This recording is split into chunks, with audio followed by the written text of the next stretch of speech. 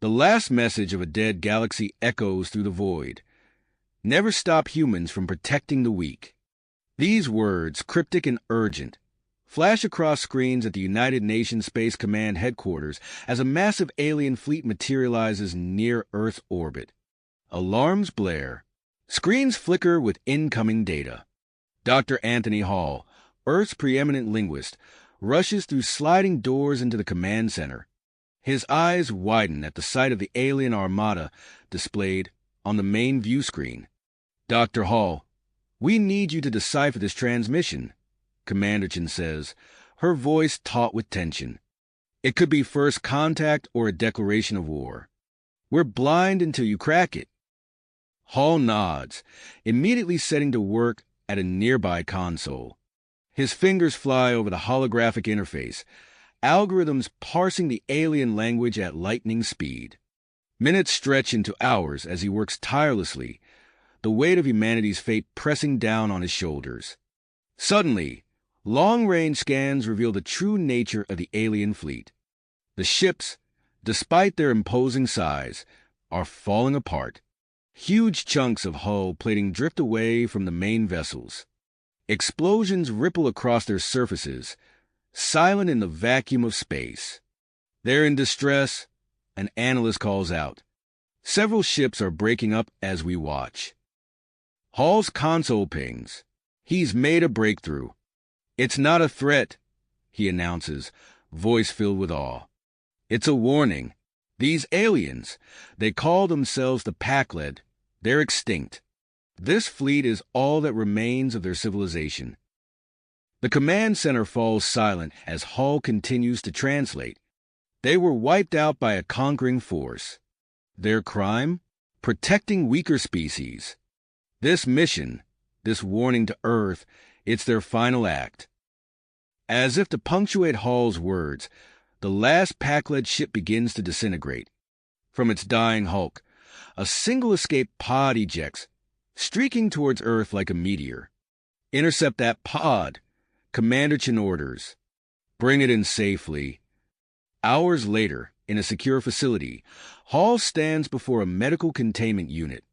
Inside, a critically injured alien, Cleo, the last of the Pakled, fights for life. Machines beep and whir, struggling to maintain the alien's unfamiliar biology. Dr. Hall, Chen says, entering the room, we need you to interview Cleo. Get every scrap of information you can about this threat. The Security Council is divided. Some want to prepare for war. Others think this could be an elaborate trap. Hall nods, feeling the weight of responsibility settle on his shoulders once more. As he prepares to communicate with Cleo, alarms begin to sound throughout the facility. We're picking up unusual activity at the edge of the solar system. A voice announces over the intercom. Unknown vessels detected. They don't match any known configurations. Hall locks eyes with Chun. The realization hits them both simultaneously. The threat the Pakled warned about might already be here. Earth's time to prepare may have just run out. With renewed urgency, Hall turns back to Cleo's containment unit. He has to get answers, and fast. The fate of humanity and countless other species now hangs in the balance. The last message of a dead galaxy rings in his ears. Never stop humans from protecting the weak. It's time for humanity to live up to that calling. Hall leaned closer to Cleo's containment unit, his heart racing as he prepared to establish communication. The facility's alarms blared, a constant reminder of the unknown vessels approaching at the edge of the solar system. He took a deep breath, pushing aside the mounting pressure to focus on the task at hand. Dr. Hall, Commander Chen's voice cut through his concentration. We need to move quickly. General Marcus Steele is convening an emergency session with Earth's military leaders. Whatever you can get from Cleo could be crucial. Hall nodded, his fingers flying over the holographic interface as he fine-tuned his translation algorithms. I'm doing my best, Commander. Cleo's condition is critical, but I think we're close to a breakthrough. As if on cue, the door slid open, revealing Dr. Elena Powell, the UNSC's top xenobiologist. She strode into the room, her eyes immediately locking onto Cleo's prone form. Dr. Powell, Chen greeted her. We're glad you're here. We need Cleo stabilized and talking as soon as possible. Powell wasted no time, moving to Cleo's side and examining the alien's vital signs. I'll do what I can, but we're dealing with an entirely unknown biology here. It's going to take some improvisation. For the next hour, Hall and Powell worked in tandem, their efforts a delicate dance of linguistic analysis and medical intervention. Hall's algorithms parsed through the intricacies of the Pakled language, while Powell administered a cocktail of stabilizing agents tailored to Cleo's unique physiology. Suddenly, Cleo's eyes fluttered open. The alien's gaze darted around the room before settling on Hall. A series of clicks and whistles emanated from its mouth, causing Hall's translation software to light up. It's working, Hall exclaimed, his eyes widening as he read the translated text. Cleo's talking about the threat. They call themselves the Devourers. As Hall relayed Cleo's words, the gravity of the situation became clear. The Devourers were a highly advanced civilization with technology far beyond Earth's capabilities.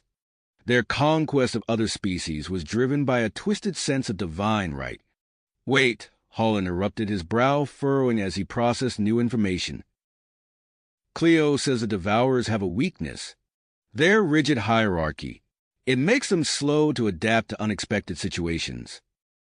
Commander Chen's hand flew to her earpiece as she received an urgent communication. Her face paled. We're out of time. Long-range sensors have detected a massive energy surge at the edge of the solar system. Multiple unidentified vessels are entering at unprecedented speeds. The room fell silent for a moment, the weight of the news settling over them like a shroud. Chen squared her shoulders, her voice steady as she issued orders. Dr. Hall, keep working with Cleo.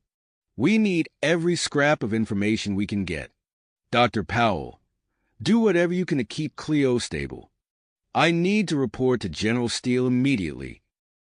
As Chen left the room, alarms throughout the facility changed their tone, signaling a shift from alert to imminent threat.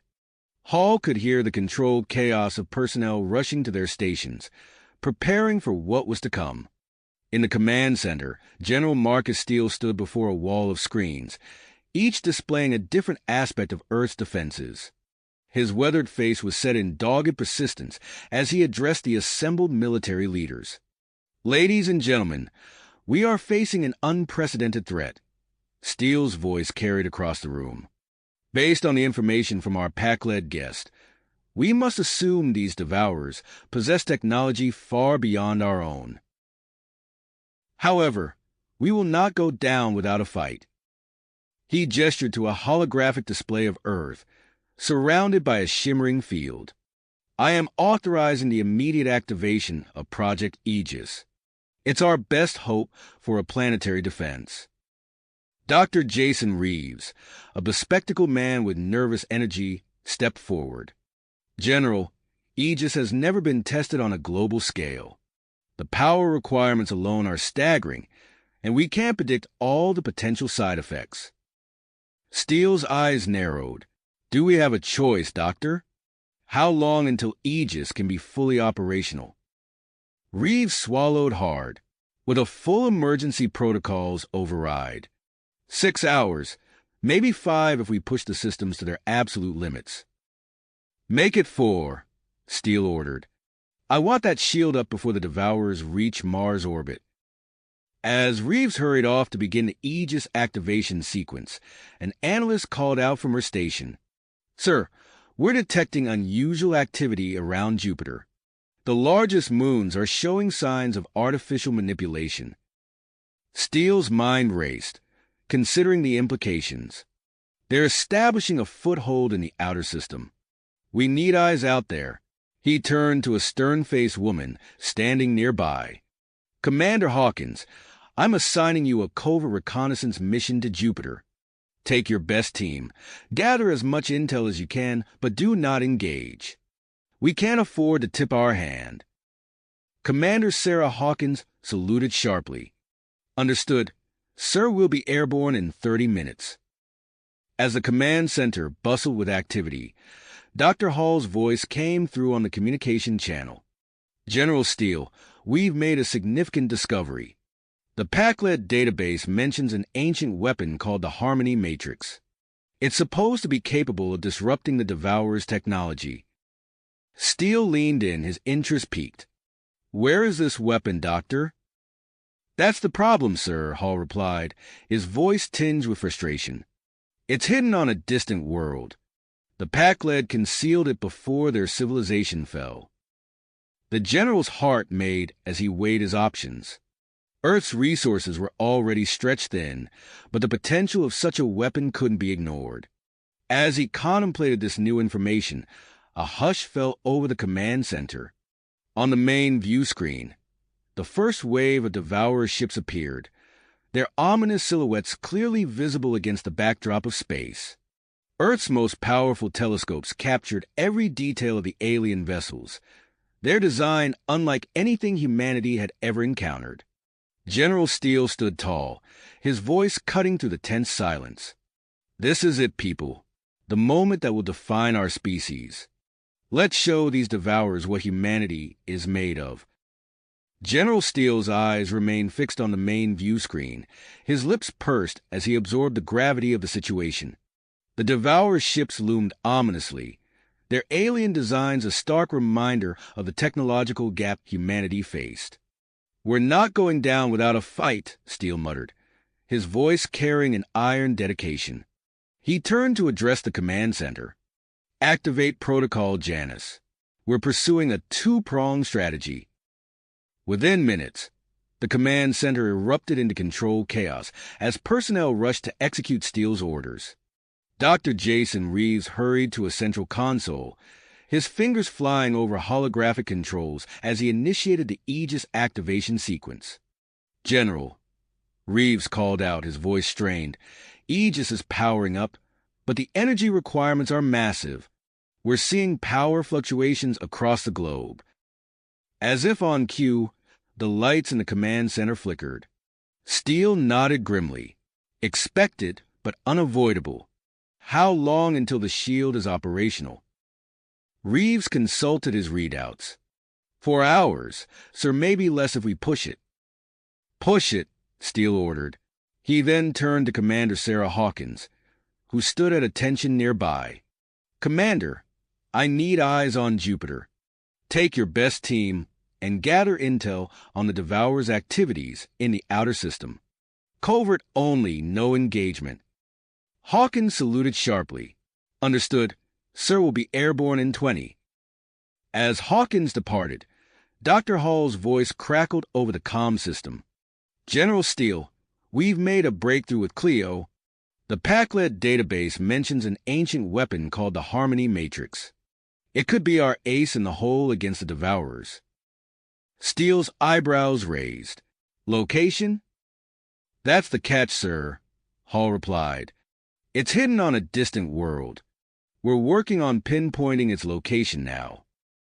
Steele's mind raced, weighing the risks and potential rewards. After a moment's deliberation, he made his decision. Assemble an elite team, Hall. We're going after that weapon. Over the next hour, Steele oversaw the formation of Operation Starburst. Captain Jack Morrison, a decorated UNSC officer, was tapped to lead the mission. Dr. Hall and Dr. Powell were added for their expertise, along with Lieutenant Kira Novak, a brilliant engineer, and Sergeant Max Wolf, a seasoned Special Forces operative. As the team prepared for their mission, alarms blared throughout the facility. A young analyst called out, Sir, Devourer scout ships detected in the inner solar system. They bypassed our Mars defenses. Steele's expression hardened. Admiral Frost, deploy the fleet. Intercept those scouts before they reach Earth orbit. The UNSC Thermopylae led the charge, accompanied by a flotilla of Earth's most advanced warships. As they engaged the Devourer scouts, the technological disparity became painfully apparent. UNSC ships exploded in silent bursts of light and debris, outmatched by the aliens' superior weapons and shields. Yet, humanity's forces fought with tenacity and ingenuity. Under Admiral Frost's skilled command, they managed to destroy several Devourer vessels, proving that Earth wasn't entirely defenseless. In the midst of the orbital battle, Dr. Reeves' voice cut through the chaos in the command center. "General, Aegis is online. Activating now." A collective breath was held as the massive energy shield flickered to life around the planet. Seconds later, the remaining Devourer ships launched a barrage of energy weapons at Earth. The shield held, but the strain was evident as power grids worldwide struggled under the immense load. With Earth temporarily protected, Steele turned his attention to Operation Starburst. "Captain Morrison, you have a go. Find that weapon and bring it back. The fate of Earth depends on it." The UNSC Odyssey, a sleek vessel equipped with experimental FTL drive, launched from a hidden lunar base. As it vanished into the depths of space, Steele received a transmission from Commander Hawkins, now in Jupiter's orbit. "General, we've identified a Devourer base on Europa," Hawkins reported, her voice tense. "They're constructing some kind of massive energy weapon. Our analysis suggests it could potentially penetrate the Aegis shield." Steele's fists clenched at his sides. Earth's respite might be shorter than they'd hoped. "Keep monitoring, Commander. We need to know the moment that weapon becomes operational." As he ended the transmission, Steele gazed at the holographic display of Earth, encased in its shimmering shield.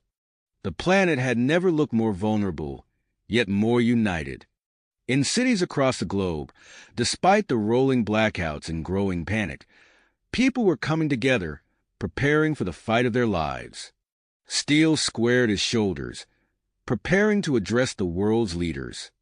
They needed to buy time, to hold out until either the Harmony Matrix could be retrieved or a weakness in the Devourer's defenses could be found. As he stepped up to the communication array, the words of the Packlet echoed in his mind. "Never stop protecting the weak." Earth might seem weak in the face of this cosmic threat, but Steele knew the strength and resilience of humanity. They would not go quietly into the night. Steele's resolute expression betrayed no fear as he prepared to rally humanity for the fight ahead. As Steele addressed world leaders, the UNSC Odyssey launched from its hidden lunar base. Captain Jack Morrison stood on the bridge, his eyes fixed on the vast expanse of space before them. "All systems go, Captain," Lieutenant Kira Novak reported from her station. "FTL drive is primed and ready." Morrison nodded. "Engage when ready, Lieutenant. Let's find that Harmony Matrix." The Odyssey's experimental FTL drive hummed to life, enveloping the ship in a shimmering field of energy. In a flash, the vessel vanished from the solar system, hurtling towards a galactic core. Moments later, alarms blared throughout the ship. The Odyssey shuddered violently, throwing crew members off balance. Morrison gripped his chair, shouting over the chaos. "Status report." Dr. Anthony Hall's fingers flew over his console. "FTL drive malfunction, Captain. We're off course and... Sir, I can't pinpoint our location." As the Odyssey's crew grappled with their predicament, events on Earth took a dire turn. In the command center, General Steele received an urgent transmission from Commander Sarah Hawkins. "General, we have a situation." Hawkins' voice crackled through the speakers. Her face on the monitor was grim, the icy surface of Europa visible behind her. "The Devourer's weapon is nearing completion.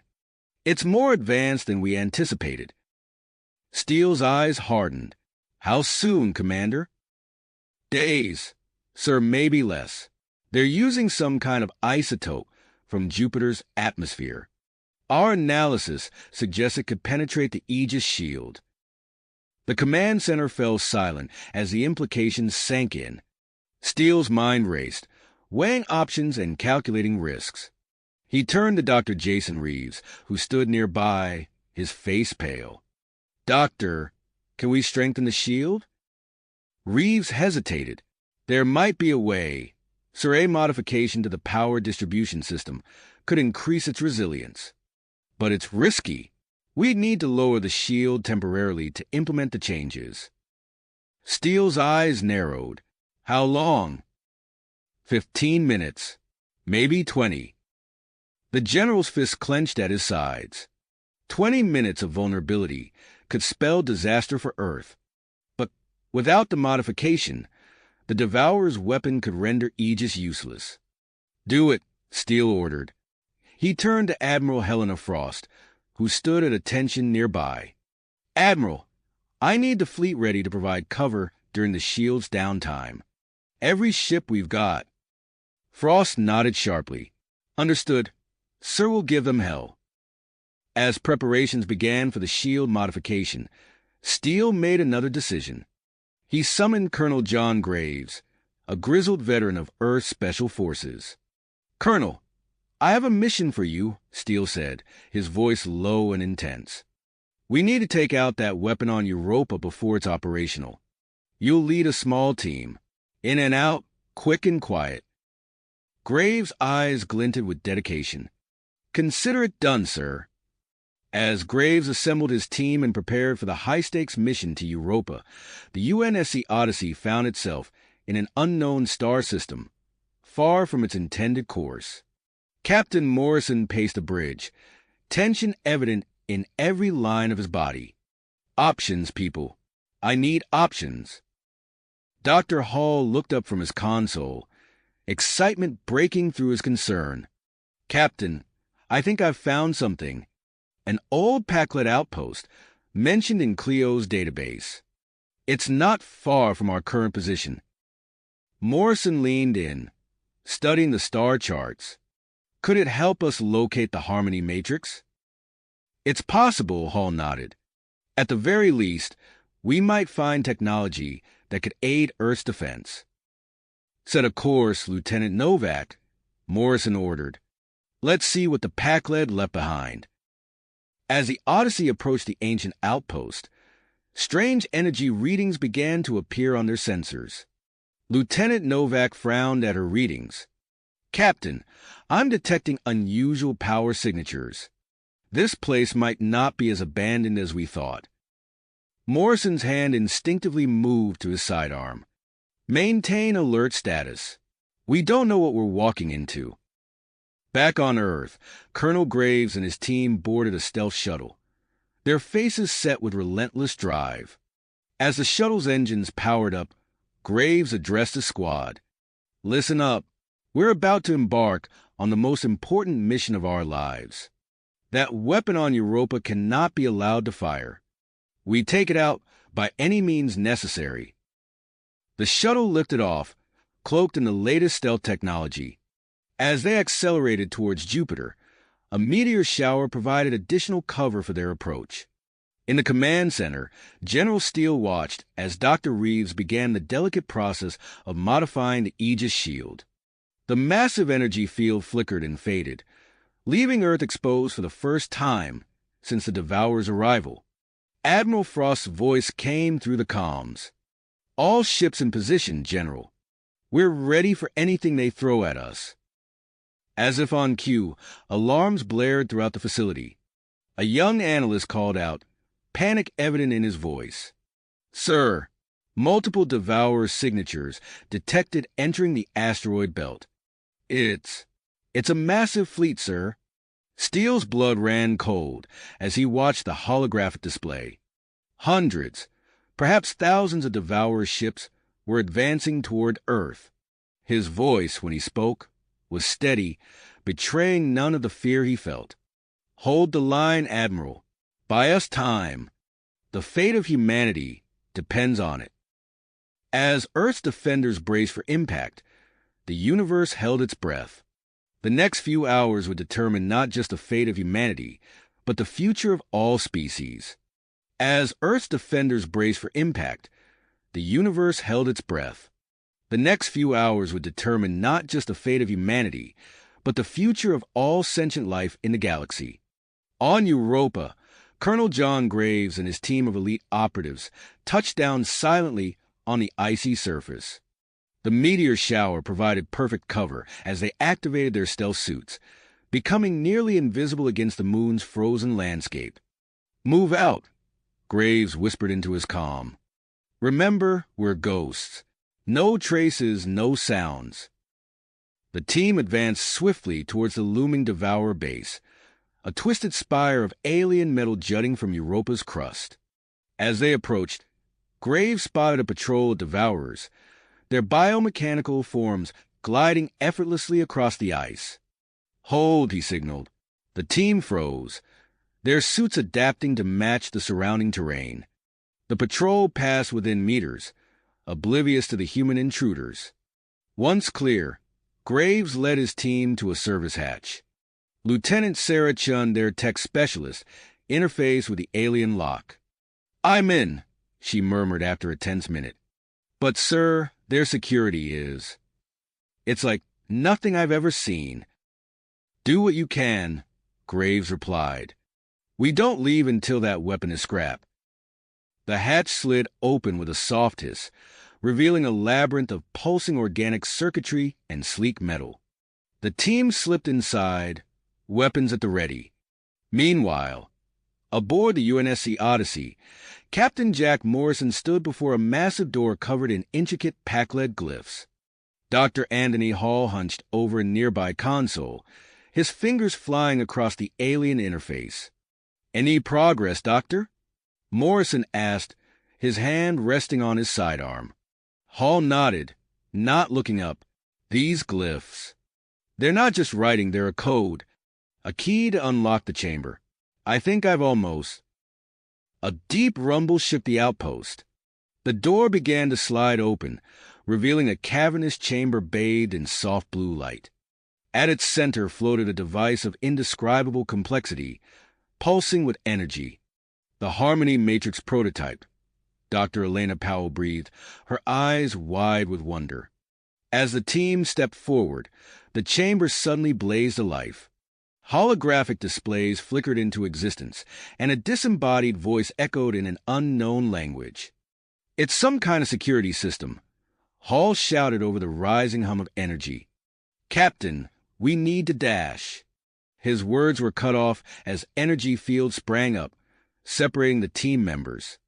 Morrison found himself trapped with Lieutenant Kira Novak, while Hall and Powell were corralled into another section. Sergeant Max Wolf, caught in the open, dove for cover as defense turrets emerged from the walls. "Find a way to shut it down," Morrison ordered, ducking as an energy blast sizzled overhead. "We're not leaving without that prototype." Back on Earth, Dr. Jason Reeves' fingers danced across his console, sweat beading on his forehead as he worked to modify the Aegis shield. Warning lights flashed across the screens, and he cursed under his breath. "General," he called out to Steele, "the power fluctuations are more severe than we anticipated. Global communications are starting to fail, and we're losing control of key defense systems." Steele's expression resolute as he surveyed the holographic display. The Devourer fleet had breached the asteroid belt, their ships a swarm of deadly insects advancing on Earth. Without the shield or proper communications, humanity's chances of survival plummeted by the second. "Options, Doctor," Steele demanded. Reeves shook his head. "We can abort, revert to the original configuration.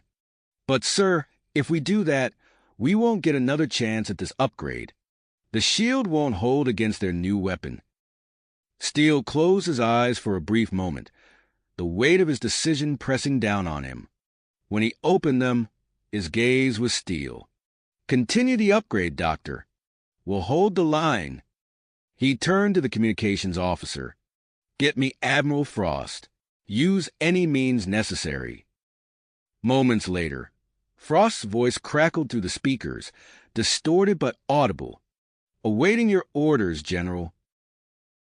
"The shield's down, Helena," Steele said, his voice low and intense. "It's all on you now. Whatever happens, buy us time. Make every shot count." "Understood, sir," Frost replied, her voice steady despite the gravity of the situation. "We'll give them a welcome they won't forget." As Frost's fleet engaged the Devourer Armada, the UNSC Shadowfall hung in the dark space behind Jupiter, hidden from the alien sensors. Commander Sarah Hawkins stared at her readouts in disbelief. "Confirm that reading," she ordered her science officer. "Confirmed, ma'am," he replied, his voice shaking slightly. "The energy buildup in the Devourer fleet. It's off the charts. If that's a weapon, it could vaporize entire continents." Hawkins' mind raced. This changed everything. Earth needed to know. But with communications in disarray, there was no way to get the message through quickly. She turned to her helmsman. "Plot a course for Earth. Maximum speed. We'll deliver the warning ourselves." As the Shadowfall broke cover and accelerated towards the inner system, Hawkins watched the streams of weapons fire lighting up space ahead. She could only hope they'd make it in time. Across the solar system and beyond, humanity's fate hung by a thread. On Europa, in the forgotten Packlet outpost, and in the void of space around Earth, men and women fought with everything they had.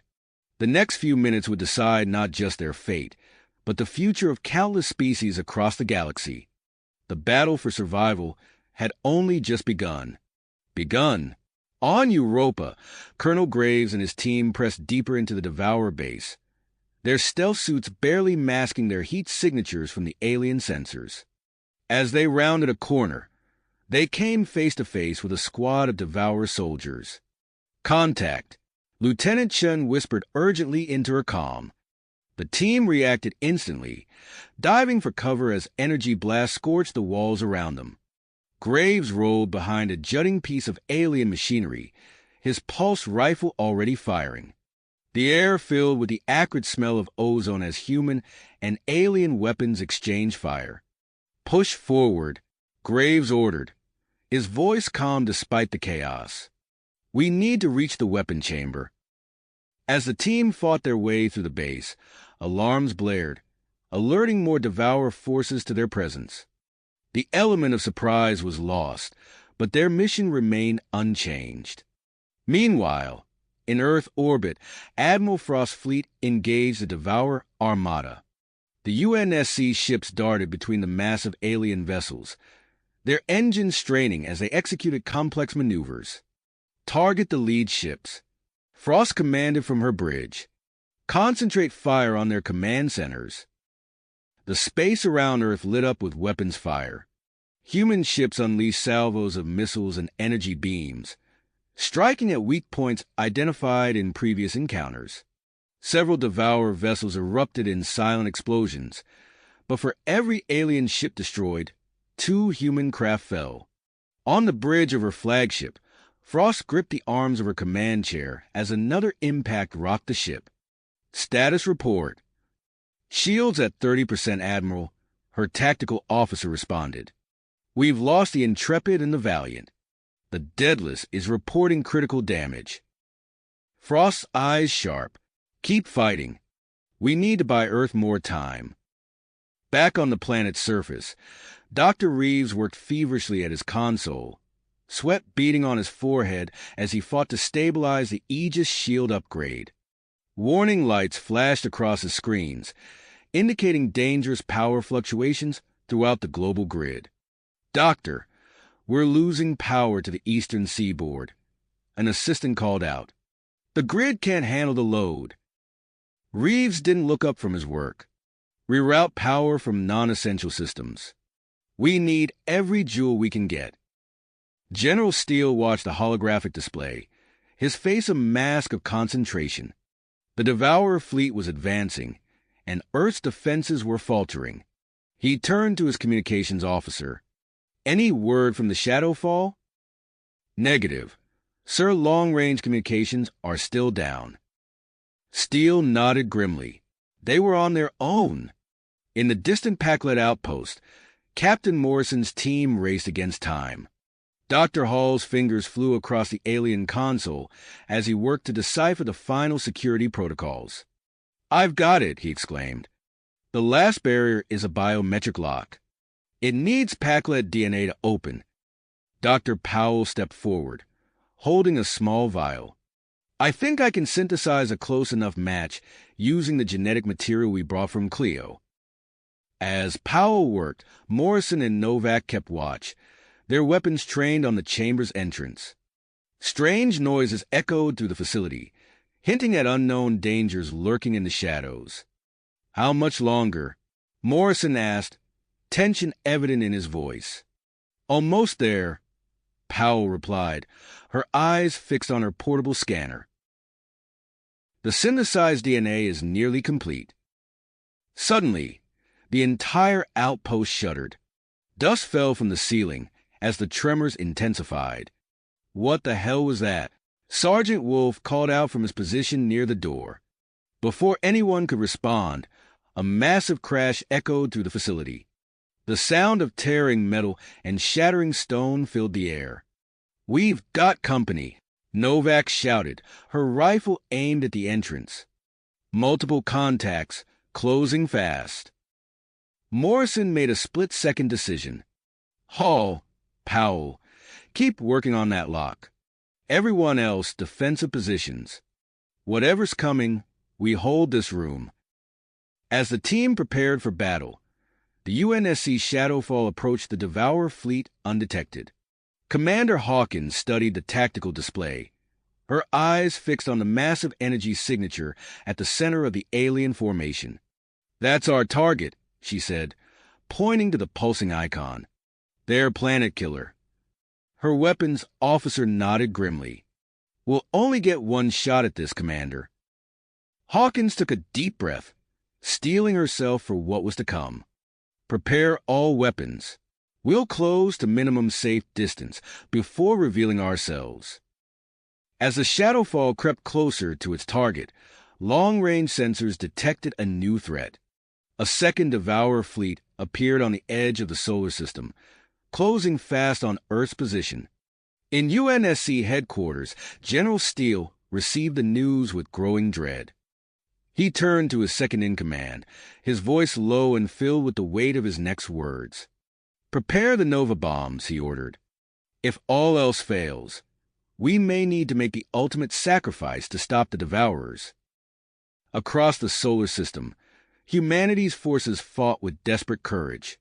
On Europa, in Earth orbit, and in the forgotten corners of space, men and women gave their all to turn the tide of battle.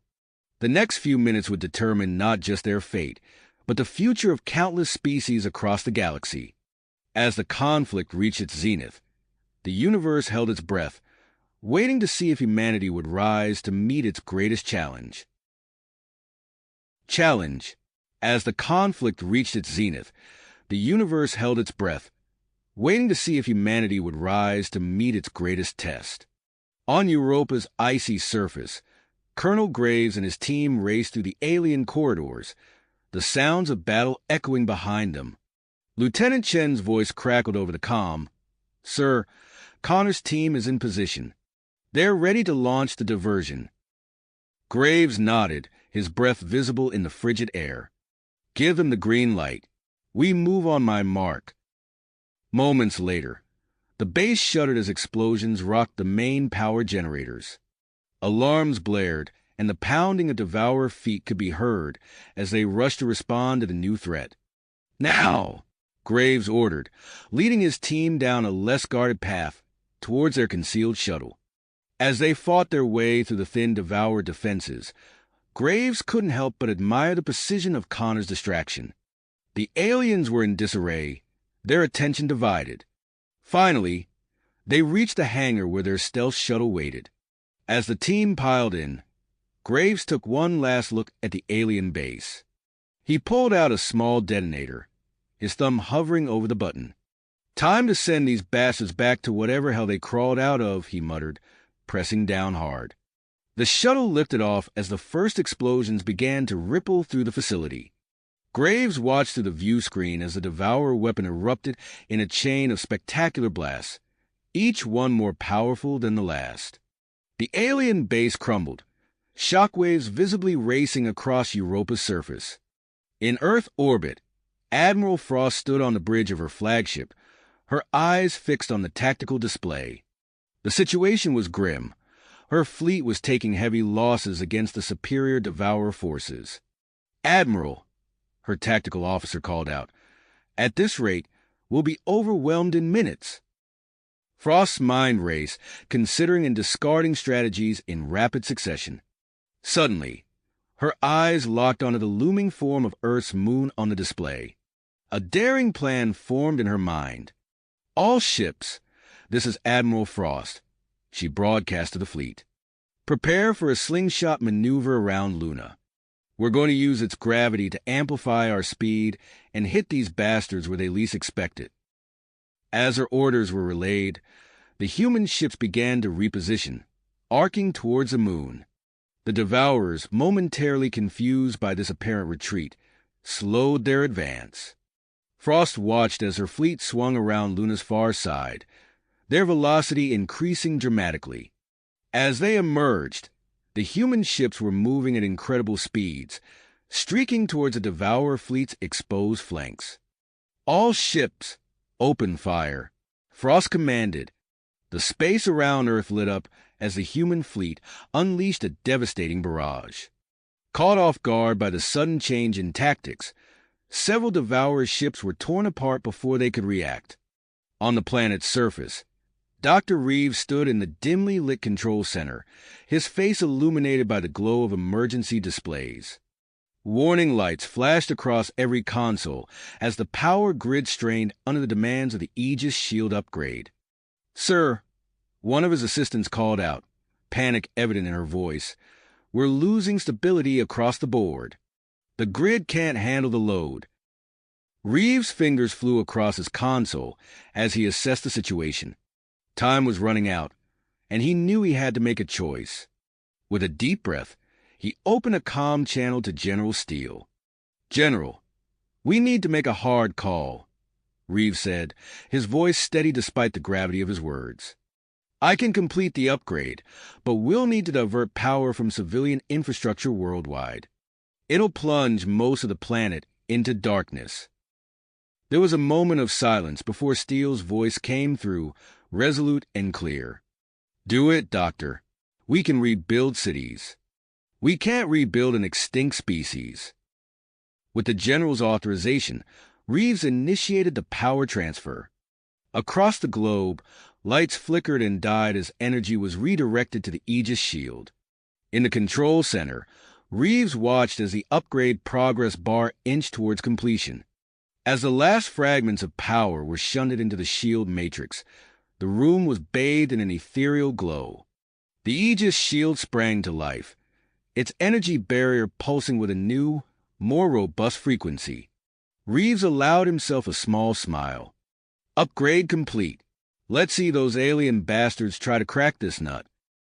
At the distant Packlet outpost, Captain Morrison's team worked frantically to secure the Harmony Matrix prototype. Dr. Powell stood before the biometric lock, her hands steady as she applied the synthesized Packlet DNA. For a heart-stopping moment, nothing happened.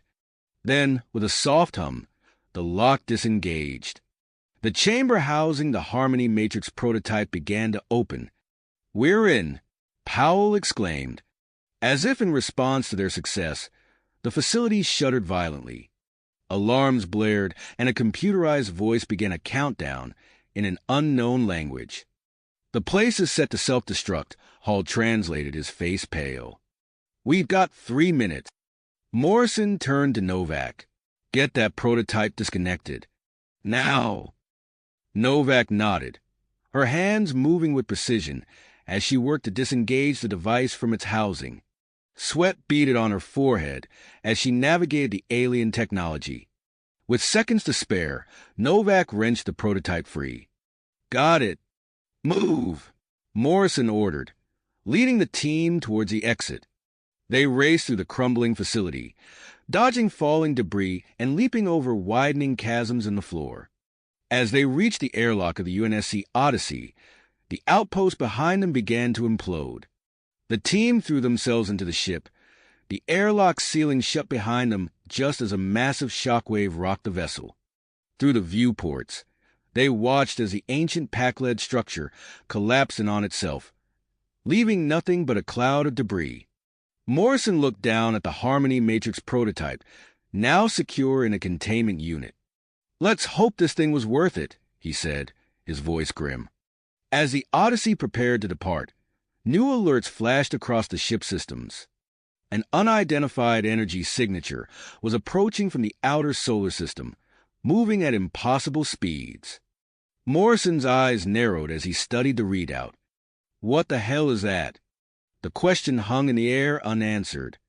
As the Odyssey set course for Earth, the crew couldn't shake the feeling that the war against the Devourers was about to enter a new, unpredictable phase.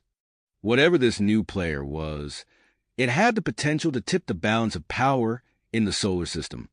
The only question was, in whose favor? As the conflict reached its zenith, the universe held its breath, waiting to see if humanity would rise to meet its greatest test. Suddenly, an alert flashed across the main display in UNSC headquarters. General Steele's eyes narrowed as he studied the readout. "What the hell is that?" he muttered, echoing Captain Morrison's words light years away. "Sir," his sensor officer reported, "we're detecting a massive energy signature beyond the Kuiper Belt. It's unlike anything we've ever seen before." Steele's mind raced. Another Devourer fleet? A new alien threat? Or perhaps... "Focus all available long-range sensors on that anomaly," he ordered. "I want every scrap of data we can get." As UNSC headquarters buzzed with activity, the UNSC Odyssey prepared for its emergency jump back to Earth. Captain Morrison stood on the bridge, his eyes fixed on the containment unit, holding the Harmony Matrix prototype. "Initiating faster-than-light jump," the pilot announced. "Brace for..." A violent shudder ran through the ship. Warning klaxons blared as the bridge erupted into chaos. "FTL drive malfunction," Lieutenant Novak shouted from her station. "We're dropping out of the jump." The view screen flashed with streaks of light before resolving into an unfamiliar starscape. The Odyssey drifted in an unknown region of space, surrounded by a dense field of asteroids and debris. "Where are we?" Morrison demanded. "Unknown, sir," the navigator replied, frantically working his console. "The drive malfunction has thrown us way off course." Morrison turned to Novak. "How long until we can jump again?" She shook her head grimly. "The drive's fried, so it'll take hours, maybe days to repair." "Get on it," Morrison ordered. He turned to Dr. Hall and Dr. Powell. "In the meantime, see what you can learn from that prototype. It might be our only advantage right now." As the Odyssey's crew worked to salvage their situation, another drama unfolded on Europa's icy surface. Colonel Graves and his team raced across the moon's fractured terrain in their damaged stealth shuttle, a squadron of Devourer fighter craft in hot pursuit. "They're gaining on us," Sergeant Chun called out from the rear sensor station. Graves gritted his teeth, wrestling with the shuttle's controls. The ship shuddered as energy blasts from the alien craft seared past them. He spotted a massive crevasse in Europa's icy crust ahead. "Hold on tight," Graves shouted. "We're going under." He dove the shuttle into the yawning chasm, plunging them into darkness. The Devourer fighters screamed overhead, unable to follow. Graves activated the shuttle's exterior lights, revealing a vast underwater ocean beneath Europa's surface. "That was some flying, sir," Chin said, his voice filled with both relief and awe. Graves allowed himself a small smile. "Let's hope it bought us enough time to regroup and find a way off this ice ball." In Earth orbit, Admiral Frost stood on the bridge of her flagship, surveying the remains of her battered fleet. The Devourer Armada had withdrawn to regroup, but she knew it was only a temporary respite. "Admiral," her communications officer called out, "we're receiving a distress signal. It's the Shadowfall." Frost's heart leapt. "Put it through." Commander Hawkins' face appeared on the screen, bloody but determined. "Admiral, we've sustained heavy damage, but a handful of us managed to seal off a portion of the ship. We're adrift, and running out of air. "Hold on, Sarah," Frost said, her mind already formulating a rescue plan. "We're coming for you." As she turned to issue orders, another officer approached. "Admiral, long-range scans are detecting a massive Devourer fleet approaching from the outer system. It's at least 3 times the size of the first wave." Frost's blood ran cold. She opened a channel to UNSC headquarters. "General Steele, we have a situation." On Earth's surface, Dr. Reeves worked frantically to stabilize the upgraded Aegis shield. Sweat poured down his face as he rerouted power from one system to another, trying to balance the massive energy demands of the shield with the planet's crumbling infrastructure. "Dr. Reeves," one of his assistants called out, "we're losing power to the eastern seaboard. The grid can't handle the load." Reeves cursed under his breath. He opened a comm channel to the global power authorities. "This is Dr. Reeves. We need to implement Emergency Protocol Omega. Divert all non-essential power to the shield and defense systems. I repeat, all non-essential power." As he spoke, cities across the planet plunged into darkness. Reeves knew the consequences of his decision. Hospitals on backup power, transportation grinding to a halt, millions left in the dark, but the alternative was unthinkable. Without the shield, there would be no Earth left to save. At the edge of the solar system, Major Harris and his task force took up their positions, the devastating Nova bombs primed and ready. As they prepared to deploy the weapons, Harris studied the long-range scans of the approaching Devourer fleet. His heart sank as he saw the true scale of the alien armada. "Command, this is Major Harris," he reported, his voice grim. "Be advised, even with the Nova bombs, we may not have enough firepower to stop this fleet. Requesting additional resources, over." As Harris awaited a response, a new alert flashed across his sensors. The massive energy signature detected earlier was rapidly approaching the inner solar system. Harris watched in awe as a structure larger than Earth's moon emerged from the depths of space, its surface covered in pulsing, intricate patterns of light. In UNSC headquarters, General Steele received an urgent communication request. To his surprise, it was from Cleo, the injured pack-led. Despite her weakened state, her eyes burned with intensity as she spoke. "General," she said, her voice raspy, "the approaching structure. It matches our legends of the architects. They were once guardians of younger races, with the power to reshape entire star systems." Steele leaned forward, his mind racing with the implications. Are they friend or foe? Cleo's expression was unreadable. "That, General, may depend on you." As Steele contemplated this new information, the massive architect structure decelerated, entering the solar system on an intercept course with Earth. The general knew that the next few hours would determine not just the fate of humanity, but potentially that of the entire galaxy. With threats and potential allies converging from all directions, Steele faced the most critical decision of his career. The words of the pack-led echoed in his mind. Never stop protecting the weak. Whatever choice he made, the consequences would ripple across the stars for generations to come. The fate of humanity hung in the balance, and Steele knew he had to act decisively. "Cleo," Steele said, leaning towards the view screen, "we need more information about these architects. What can we expect?" The Pakel's eyes fluttered, her strength clearly waning. "They are ancient, powerful, their technology beyond imagination, but their intentions unknown." Steele nodded, his mind racing. He turned to his communications officer. "Get me Dr. Victor Petrov. Now."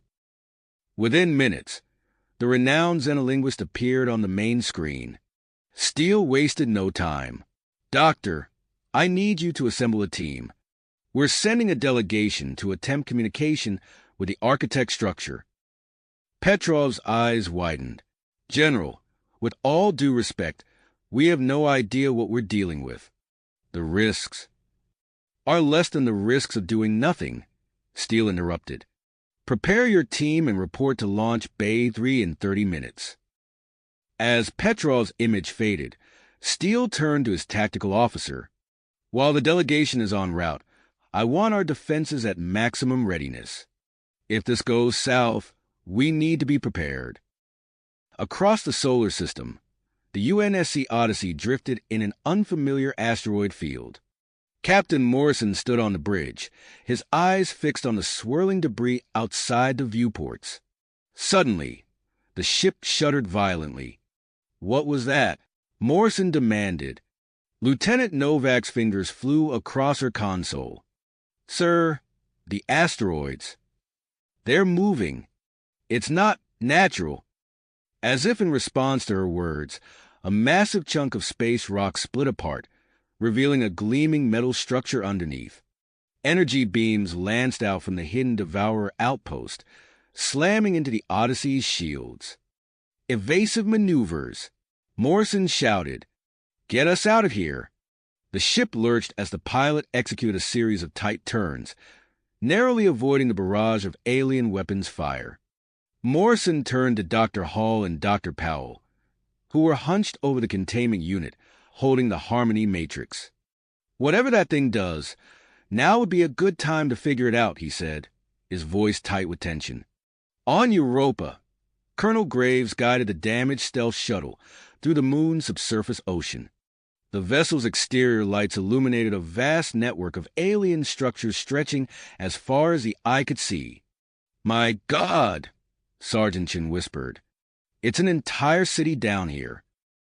Graves nodded grimly. "And it explains why the Devourers have been so interested in Europa. We need to get this information back to Earth." He turned to his communications officer. "Can we boost our signal strength enough to punch through the ice?" The officer shook his head. "Not without drawing attention to ourselves, sir." Graves considered their options.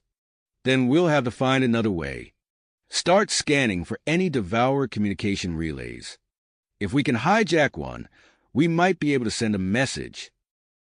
In Earth orbit, Admiral Frost watched as Lieutenant Commander Tanaka's rescue craft approached the shattered remains of the UNSC Shadowfall. Her heart raced as she saw multiple Devourer vessels converging on the area. "Tanaka," she said into her comm, "you've got company incoming. Be prepared for immediate extraction once you have the survivors." "Understood, Admiral," came the reply. "We're going in hot." Frost turned to her weapons officer. "Prepare to provide covering fire. We need to buy them enough time to get out of there." On Earth's surface, Dr. Reeves stood in the dimly lit control center, surrounded by holographic displays showing power distribution across the planet. He watched as entire continents flickered in and out of darkness, the Aegis shield pulsing with each rotation. "It's working," he muttered, more to himself than anyone else. "We're maintaining shield integrity without overloading the grid." An aide approached, her face pale.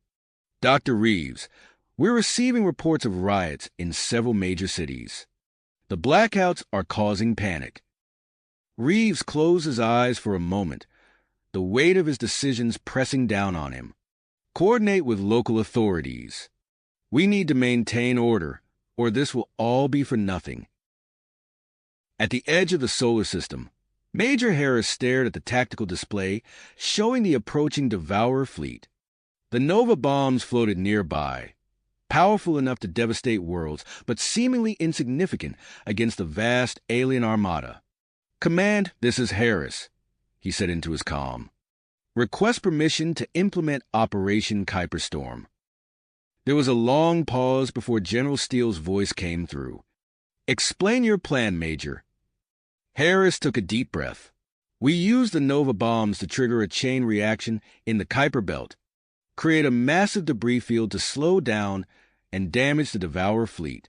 It could buy us the time we need." Another pause. The long-term consequences to the solar system will be severe, Harris finished. "But if we don't stop this fleet, there won't be a solar system left to worry about." As Steele contemplated the decision, alarms blared across every command center in the system. The architect's structure had begun to transform, unfolding into an intricate array of smaller vessels and machinery. Dr. Petrov's delegation show approached the massive alien construct, broadcasting a carefully crafted series of mathematical sequences and symbolic messages. The structure responded with a brilliant beam of energy that enveloped the human vessel, pulling it towards a cavernous opening. Inside the shuttle, Petrov turned to his team. "This is it. Whatever happens next will determine the fate of our species. Remember your training, stay calm, and above all, remain open to possibilities we can't even imagine." As the shuttle disappeared into the depths of the architect's structure, humanity held its collective breath. The next few hours would shape the course of galactic history, and the echoes of their choices would resonate across the stars for generations to come. As the human shuttle vanished into the depths of the architect's structure, a blinding flash erupted from its core. A powerful, wide-spectrum transmission burst forth, blanketing the entire solar system. Communication channels crackled with static, and screens flickered across both human and devourer vessels. In UNSC headquarters, General Steele's comm unit sputtered to life. Dr. Petrov's voice emerged through the interference, his words filled with awe and urgency. "General, we've made contact. The architects, they're beyond anything we could have imagined. They've been watching us, monitoring the conflict. They're here to help, but there's so much more at stake." Before Steele could respond, alarms blared throughout the command center. The tactical officer's eyes widened as he studied his display. "Sir, the architect structure is moving. It's positioning itself between Earth and the incoming devourer fleets." Steele watched in amazement as the massive construct began emitting a strange energy field. Nearby devourer ships seemed to falter, their weapon systems flickering and drive signatures fluctuating. "It's interfering with their tech," the tactical officer reported. "But, sir, it's not enough to stop them all." Steele nodded grimly. "We can't rely solely on the architects. We need to press our advantage while we have it." Across the solar system, the UNSC Odyssey shuddered under another barrage from the hidden devourer outpost. Captain Morrison gripped his command chair, his knuckles tightening. "Status report," he barked. Lieutenant Novak's fingers danced across her console. "Shields at 18%, multiple hull breaches on decks 3 through 7. We can't take much more of this, sir." Morrison's mind raced. He turned to his navigation officer. "Plot a series of micro-jumps through the asteroid field. Random patterns, no more than a few seconds each. Execute on my mark." As the crew braced themselves, Morrison gave the order. The Odyssey vanished in a flash of light, reappearing seconds later amidst a cluster of asteroids. Another jump, and they were behind a massive chunk of space rock. With each leap, they evaded the devourer energy beams by mere meters in the ship's lab. Dr. Hall and Dr. Powell worked feverishly on the Harmony Matrix, the device humming with an otherworldly energy. "We're close to a breakthrough," Hall muttered, his eyes fixed on the swirling patterns within the matrix. "I can feel it." On Europa, Colonel Graves led his team through the alien corridors of the subsurface city. They moved swiftly and silently, guided by the faint energy signatures of the Devourer communication hub. "There," Sargentson whispered, pointing to a pulsing structure ahead. "That's got to be it." Graves nodded. "All right, people. We've got one shot at this. Chun, you're on Overwatch. Martinez, work your tech magic. The rest of you with me. We're going in." As they approached the hub, Graves couldn't shake the feeling that they were walking into the heart of enemy territory. One misstep could doom not just their mission, but potentially the entire human race. In Earth orbit, Lieutenant Commander Tanaka's rescue craft closed in on the shattered remains of the Shadowfall. Devourer vessels swarmed around them, energy weapons charging. Commander Hawkins, Tanaka called out over the comm. "We're almost there, but we've got company. A lot of company." Inside the Shadowfall sealed compartment, Commander Hawkins made a decision. "Tanaka, hold your position. We're activating the prototype." With trembling hands, Hawkins initiated the experimental cloaking device. The Shadowfall's remaining power reserves drained rapidly as a shimmering field enveloped the wreckage. Tanaka watched in amazement as the Devourer ships suddenly broke off their attack, their sensors unable to locate their target. He wasted no time, maneuvering his craft towards the now invisible Shadowfall. As the rescue team began extracting survivors, the cloaking device sputtered and whined. Hawkins gritted her teeth, willing the prototype to hold out just a little longer. On Earth, Dr. Reeves stared at the data streaming across the screens. The deep space probes had detected something extraordinary, a pattern in the Devourer's faster-than-light communications.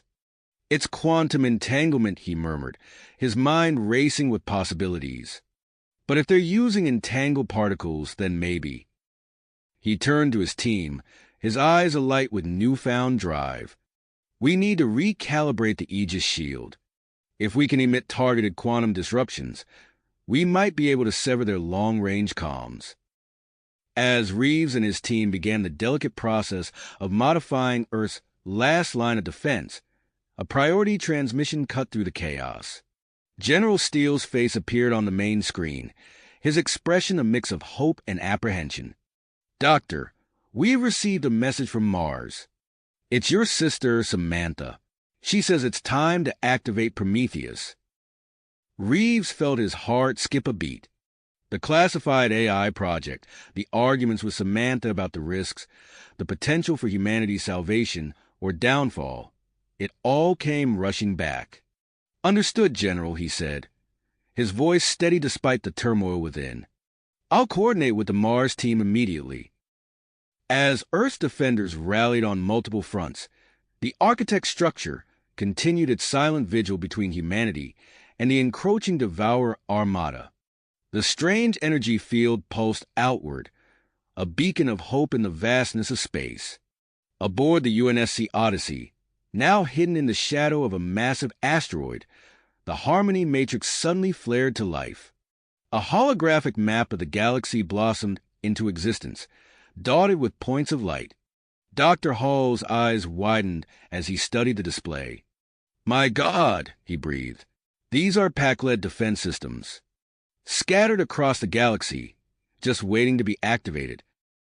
Captain Morrison leaned in, his face illuminated by the ethereal glow of the map. "Can we use them to fight the Devourers?"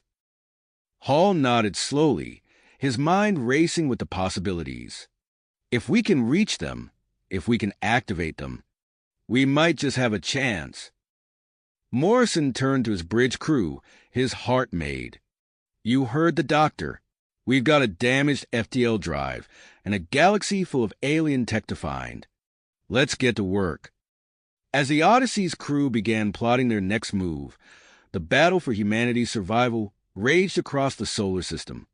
Earth's defenders fought on multiple fronts, their efforts bolstered by unexpected allies and ancient technologies. Yet with the Devourer fleet still advancing and challenges mounting on every side, the outcome remained far from certain. Certain, the fate of humanity hung in the balance, with battles raging across the solar system and beyond. Aboard the UNSC Odyssey, the holographic map of the galaxy continued to shimmer, its points of light representing the scattered Pac-led defense systems. Dr. Hall's fingers flew across his console, his brow furrowed in concentration. "Captain," he called out, his voice tight with excitement, "I've made a breakthrough. The Harmony Matrix isn't just a map, it's a key." Captain Morrison strode over, his eyes fixed on the swirling data streams. "Explain, Doctor." "We can use it to establish a quantum link with the Pac-led systems," Hall said, his words tumbling out rapidly. "But there's a catch. We need an enormous amount of energy and a precise calibration that can only be achieved near a strong gravitational source." Morrison's mind raced through the possibilities. A black hole, he said, realization dawning. Dr. Powell nodded grimly. Exactly. It's risky, but it might be our only shot. The captain turned to his navigation officer. Plot a course for the nearest black hole in our region. Prepare for a series of short FTL jumps. As the Odyssey's engines hummed to life, alarms blared across the bridge. Sir, the tactical officer called out, we've got company. Devour ships on an intercept course. Morrison's fist tight. Evasive maneuvers. Push our FTL drive to the limit. We cannot let them stop us. The Odyssey lurched into motion, its damaged systems groaning under the strain. The vast expanse of space blurred around them as they made a series of rapid jumps, the pursuing Devourer vessels hot on their trail. Meanwhile, deep beneath the icy surface of Europa, Colonel Graves and his team crouched behind alien machinery, the air thick with the acrid smell of weapons fire. They had successfully infiltrated the Devourer communication hub, but their victory was short-lived. Transmission complete, Sergeant Chin reported, her voice barely audible over the sound of energy weapons impacting nearby. Graves nodded grimly. Good work. Now we just have to get out of here alive. He peered around the corner, assessing their options. Martinez, can you overload their systems? We need a distraction.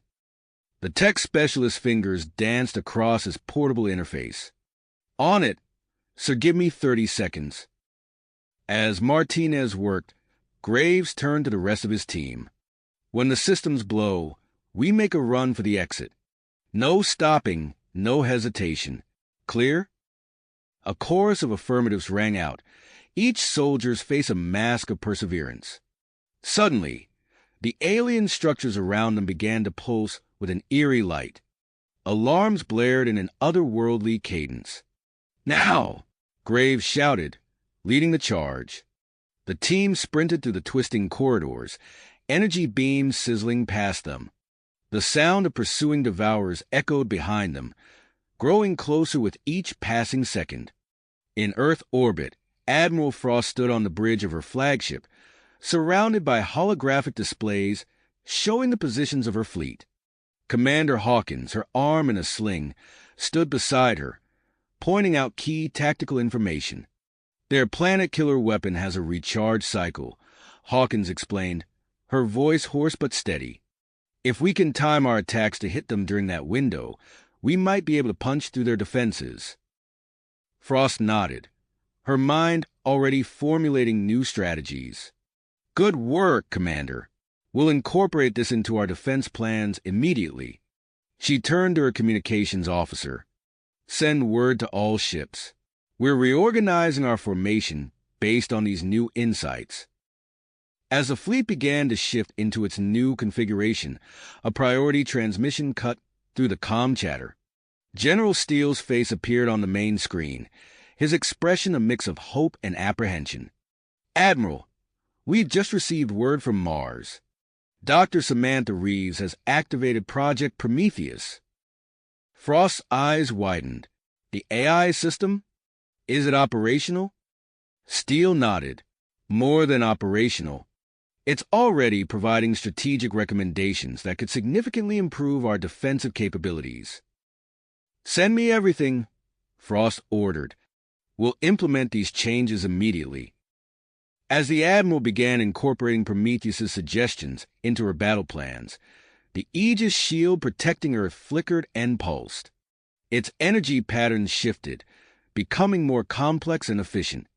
Power that had been devoted to maintaining the shield was now being redirected to other critical systems, bolstering Earth's overall defenses.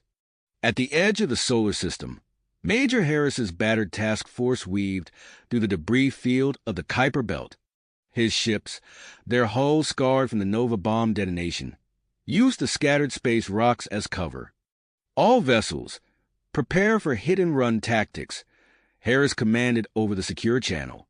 Use the asteroids for cover, strike hard, and then disappear. We need to slow them down at all costs. As his fleet engaged in their guerrilla-style attacks, Harris couldn't shake the feeling that they were merely delaying the inevitable. But every moment they bought could make the difference between humanity's survival and extinction. Suddenly, long-range sensors lit up with new data. The gas giants of the outer solar system, Jupiter, Saturn, Uranus, and Neptune, were exhibiting strange energy fluctuations. "Sir," his science officer reported, her voice filled with awe, "these readings.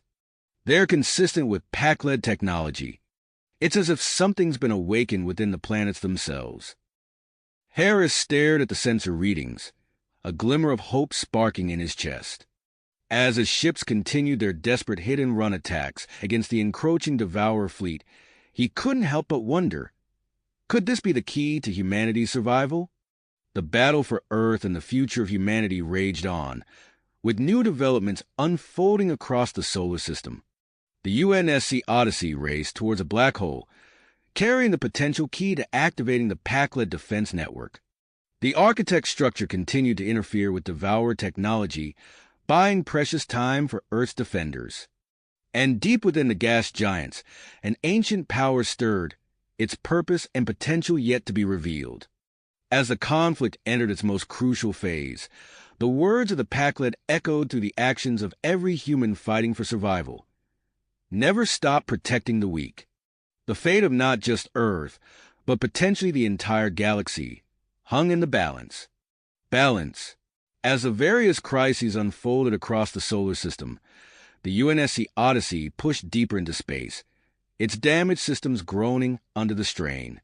Captain Morrison stood on the bridge, his eyes fixed on the swirling void ahead. "Approaching the event horizon, sir," the navigation officer reported, her voice tight with tension. Morrison nodded grimly. "Hold our position at the edge. Push our structural integrity to the limit if you have to, but keep us stable." The ship shuddered as it settled into a precarious orbit around the black hole.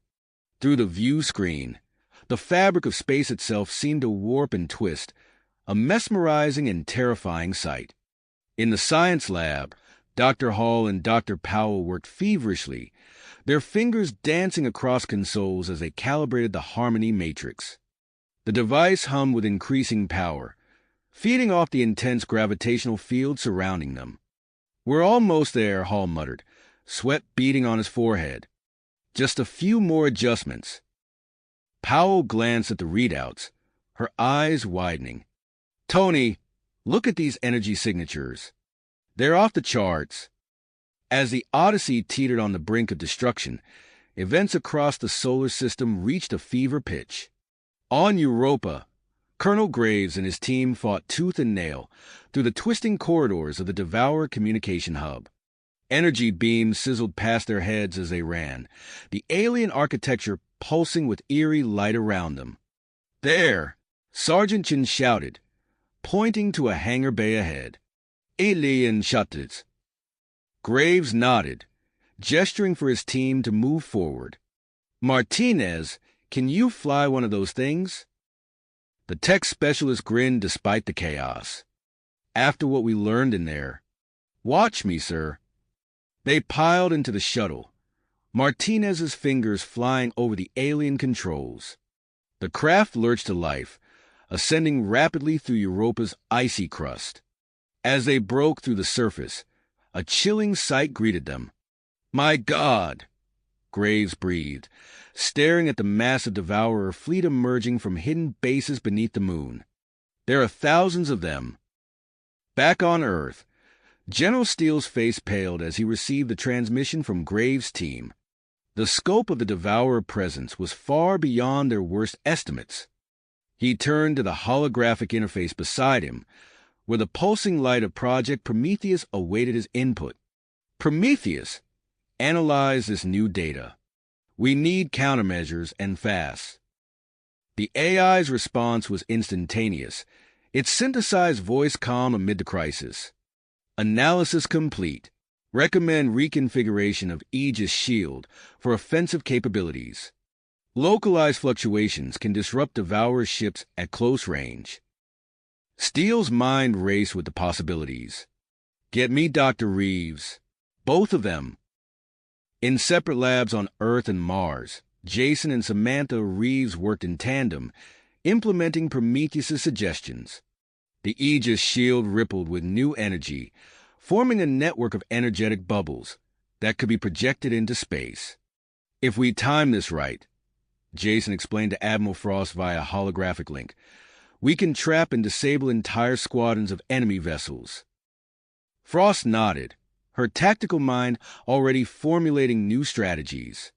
We'll need perfect coordination with the fleet. Every ship, every weapon, working in concert.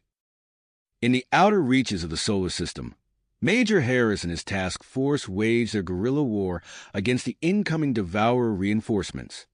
They struck from the cover of the Nova bomb's debris field, focusing their attacks on what appeared to be command and control vessels. Harris watched from the bridge of his flagship as another Devourer ship erupted in flames. "Good hit," he muttered, even as alarms blared, signaling the loss of one of their own vessels. The price was high, but they were buying precious time for Earth's defenses. Suddenly, long-range sensors lit up with new data. The gas giants pulsed with increasing energy, massive storms erupting across their surfaces. Strange, pulsating aurorae danced around Uranus and Neptune, visible even from Earth. "Sir," Harris's science officer reported, her voice filled with awe, "these energy signatures. They're similar to the Harmony Matrix." Before Harris could respond, space itself seemed to ripple.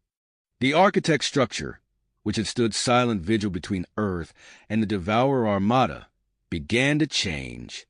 It split apart, massive segments spreading out to form a loose barrier around Earth and its inner planets. Dr. Petrov's voice crackled over the emergency channel, excitement evident despite the distortion. "The architects are enhancing their disruptive field. They're giving us a last line of defense if all else fails." As the defenders of Earth marshaled their forces, a new player entered the field. A massive ship emerged from hyperspace near Mars, its hull bearing unfamiliar markings. "This is Commander Elena Rodriguez of the CSS Vanguard," a voice transmitted across all frequencies. "We bring vital intelligence on Devourer tactics and weaknesses. Stand ready, Earth. The real fight is about to begin." "Begin." Commander Rodriguez's voice crackled through the comms, her words carrying a weight that seemed to momentarily pause the chaos unfolding across the solar system. Aboard the UNSC Odyssey, Captain Morrison felt the ship groan under the immense gravitational forces of the black hole. "Dr. Hall, status report on the Harmony Matrix." "Sir, we're seeing unprecedented energy readings." Hall shouted over the din of alarms and creaking metal. "The gravitational field is amplifying the signal far beyond our initial calculations." As if in response to Hall's words, the Harmony Matrix erupted in a blinding flash of light. The quantum resonance cascade rippled outward, invisible to the naked eye but unmistakable on their sensors. The signal rocketed past the bounds of the solar system, stretching into the vast expanse of nearby star clusters. On the bridge of her flagship, Admiral Frost watched in awe as dormant systems across the solar system flickered to life. Massive space stations, hidden for millennia in the shadows of nebulae and asteroid fields, powered up with a hum that seemed to vibrate through the very fabric of space. "Admiral," her sensors officer called out, voice tight with a mixture of fear and excitement, "we're detecting thousands of new signatures emerging from the gas giants in neighboring systems.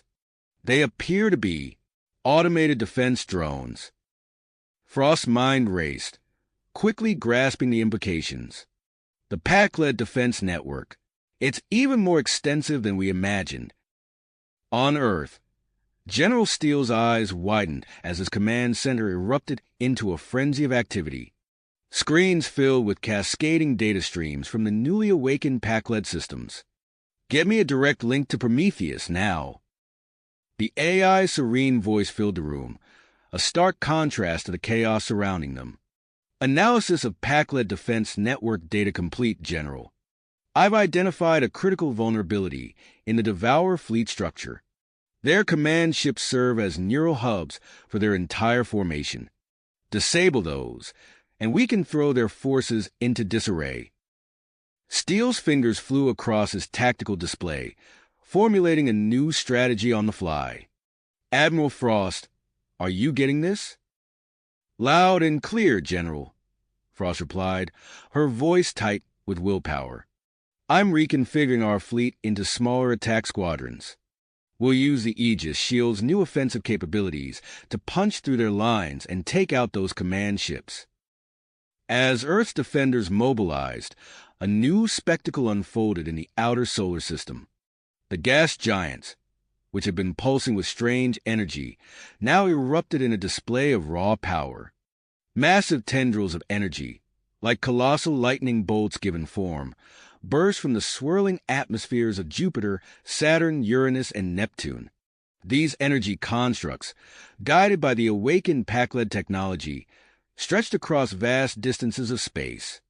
They grasped at Devourer's ships, crushing them with terrifying efficiency. The aliens' advance faltered as entire squadrons were decimated by these cosmic forces. Meanwhile, Colonel Graves and his team, having narrowly escaped Europa, found themselves in possession of a powerful new asset. The Devourer shuttle they had commandeered contained a neural interface, a direct link to the alien hive mind. Sir, I strongly advise against this, Sergeant Chin warned as Graves approached the pulsing, organic-looking console. Graves steeled himself, knowing the risks but unable to ignore the potential strategic value. Sometimes, Sergeant, we have to take one for the team. He placed his hand on the interface, and his world exploded into chaos. Alien thoughts and images flooded his mind, threatening to overwhelm his sense of self. But within the maelstrom of information, he found what they needed, the Devourer's battle plans laid bare. As Graves fought his mental battle, the CSS Vanguard took center stage in the unfolding conflict. Commander Rodriguez's voice rang out across the Allied communications channels. All ships, this is the Vanguard. We're detecting a shift in the Devourer formation. They're adapting to our new defenses. Rodriguez turned to her weapons officer. Prepare the gravity torpedoes. Let's show them what we're capable of. The Vanguard unleashed its experimental weapons, creating localized singularities that tore Devourer ships apart from the inside out. The sight of alien vessels imploding under impossible gravitational forces sent a surge of hope through the human fleet. In the outer reaches of the solar system, Major Harris and his battered task force found themselves suddenly reinforced. Swarms of Pac-led defense drones, awakened by the Harmony Matrix's signal, joined their guerrilla campaign against the incoming Devourer reinforcements. Well, I'll be damned, Harris muttered, watching as the ancient alien tech seamlessly integrated with their hit-and-run tactics. Looks like the cavalry finally arrived. The combined human and Pac-led forces darted in and out of the debris field, striking with precision and vanishing before the Devourers could mount an effective counterattack. The alien advance, once seemingly unstoppable, began to slow to a crawl. As the battle raged across the solar system, the architect's structure continued its metamorphosis. The segments, now forming a loose barrier around Earth and its inner planets, projected a complex web of energy fields. These fields disrupted the Devourer's faster-than-light communications, creating pockets of confusion within the alien fleet. Aboard the Devourer command ship, the hive mind seethed with frustration. Its once-coordinated assault was falling into chaos, beset on all sides by technologies it barely understood. In response, it made a fateful decision. A significant portion of the Devourer fleet suddenly broke off from the main assault, redirecting towards the gas giants. Their intention became clear: to destroy the source of the energy projections that were decimating their forces. As this new threat emerged, the defenders of Earth found themselves stretched thin, fighting on multiple fronts across the solar system and beyond. The combined forces of humanity, Pac-led technology, and the architects faced their greatest test as the full might of the Devourer invasion bore down upon them. The battle had entered its most crucial phase, with the fate of not just Earth, but potentially the entire galaxy hanging in the balance. As energy weapons flared and ships clashed in the void, one thing became clear. This conflict was far from finished, and its resolution would reshape the cosmos in ways no one could have predicted. As the battle raged across the solar system, the UNSC Odyssey found itself in an increasingly precarious position. The intense gravitational forces of the black hole they had used to amplify the Harmony Matrix's signal now threatened to tear the ship apart.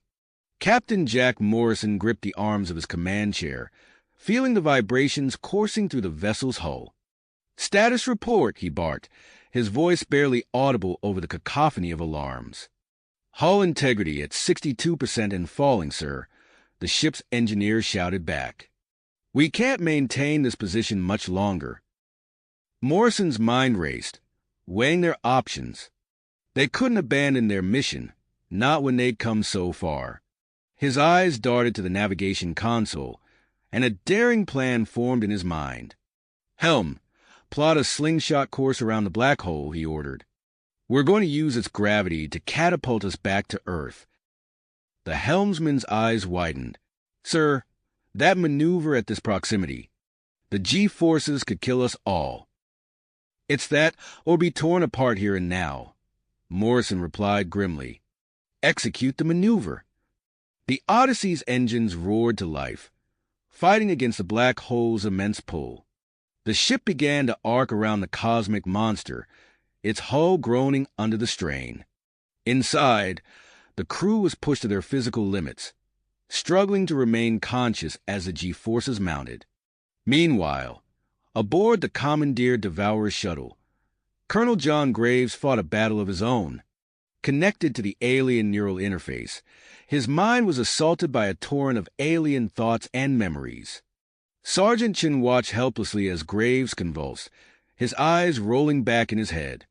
Suddenly, Graves gasped, his eyes snapping open. "The asteroid belt," he croaked, his voice hoarse. "They have a superweapon hidden there." Chun leaned in, supporting his commanding officer. "What kind of weapon, sir?" Graves blinked, trying to organize the chaos in his mind. "An energy pulse. It could disable every electronic system in the inner solar system. Earth's defenses, they'd be sitting ducks." On Earth, General Marcus Steele received Graves' urgent transmission. His face paled as he processed the implications. "Prometheus," he called out, "analyze this new intel. We need options fast." The AI's response was swift. Recommendation: repurpose Earth orbital defense satellites to create a dispersed network capable of intercepting and neutralizing the Devourer's superweapon's energy pulse. Steele nodded, already reaching for his comm unit. "Get me Dr. Jason Reeves. We've got work to do." In orbit, Admiral Helena Frost's strike teams pressed their advantage. The Aegis shield, now reconfigured for offensive capabilities, allowed her ships to punch through the Devourer formation with devastating effect. Frost watched from her command deck as another alien command ship erupted into a ball of fire. "Target neutralized, Admiral," her tactical officer reported. "Devourer squadrons in sectors 7 through 12 are losing coordination." Frost allowed herself a small smile. "Press the attack. Don't give them time to regroup." But the Devourer hive mind was already adapting. As Frost's forces destroyed more command ships, the alien fleet began to decentralize its command structure. What had been a single, coordinated assault fractured into dozens of smaller, more autonomous units. In the outer solar system, Major Frank Harris found himself facing a new challenge. The Devourer reinforcements, cut off from their central command, began employing erratic, unpredictable attack patterns. "Bravo, team. Watch your six." Harris barked into his comm as he watched a pack-led drone get blindsided by a Devourer ship. "These bastards are getting crafty. Fall back to defensive positions around the Kuiper Belt checkpoints. As Harris's forces regrouped, the CSS Vanguard detected a massive energy buildup within the Devourer fleet. Commander Elena Rodriguez studied the readouts, her brow furrowed in concentration. "Analysis confirms it, Commander," her science officer reported. "The energy signature matches what we'd expect from the superweapon Colonel Graves described." Rodriguez's mind focused in determination. "Plot an intercept course. We're taking that weapon out before it can fire." The Vanguard stealth systems engaged, rendering the ship nearly invisible as it slipped past the Devourer's outer defenses. Rodriguez knew they'd only get one shot at this. Once they engaged, the entire alien fleet would descend upon them. As the various fronts of the battle evolved, the UNSC Odyssey completed its slingshot maneuver around the black hole. The ship rocketed away from the cosmic abyss at relativistic speeds, leaving a wake of quantum disturbances in its path. Captain Morrison, his face pale and drawn from the ordeal, watched as the stars blurred around them. Status of the Harmony Matrix? Dr. Hall, looking equally haggard, checked her instruments. Fully powered and stable, sir, the gravitational boost amplified its output beyond our wildest expectations. As the Odyssey hurtled back towards Earth, its passage created a corridor of disrupted space. Approaching Devourer ships, attempting to use their faster-than-light drives, found themselves suddenly dropping to sublight speeds, easy prey for the human Paykel defense forces. The battle had entered a new phase.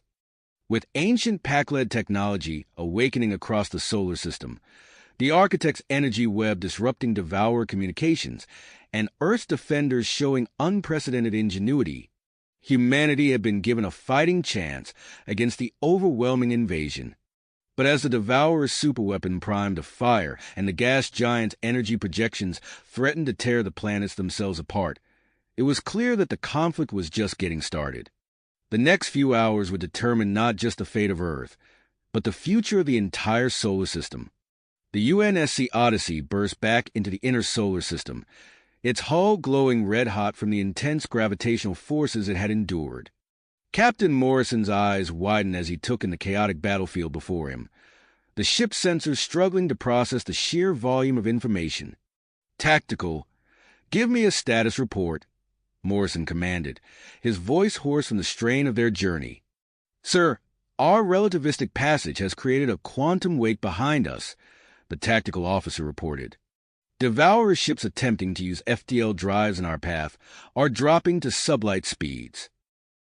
Morrison's mind raced with the implications. "Transmit our flight path to Admiral Frost immediately. We just open up a strategic corridor." Aboard her flagship, Admiral Helena Frost received the Odyssey's data. A grim smile played across her lips as she quickly formulated a new battle plan. "All ships, form up on the Odyssey's wake," she ordered. "We're going to punch through their lines and hit them where it hurts." The human fleet reorganized with practiced efficiency, using the quantum disruption as a shield against Devourer faster-than-light attacks. Frost watched with satisfaction as her ships penetrated deeper into enemy territory, striking at vital command and control nodes. Meanwhile, on Earth, Dr. Jason Reeves and his team worked feverishly in a hardened bunker beneath Geneva. Holographic displays flickered around them, showing the positions of Earth's orbital defense satellites. "We're approaching full coverage," Reeves announced, his fingers flying over a control panel. "But we have no way of knowing if this will be enough to stop their superweapon." General Steele's face appeared on a nearby screen. "It'll have to be enough, Doctor. We're out of time and options." As Earth's last line of defense took shape, Colonel John Graves fought his own battle within the alien mindscape. Connected to the Devourer neural interface, he pushed through the cacophony of alien thoughts, searching for crucial information.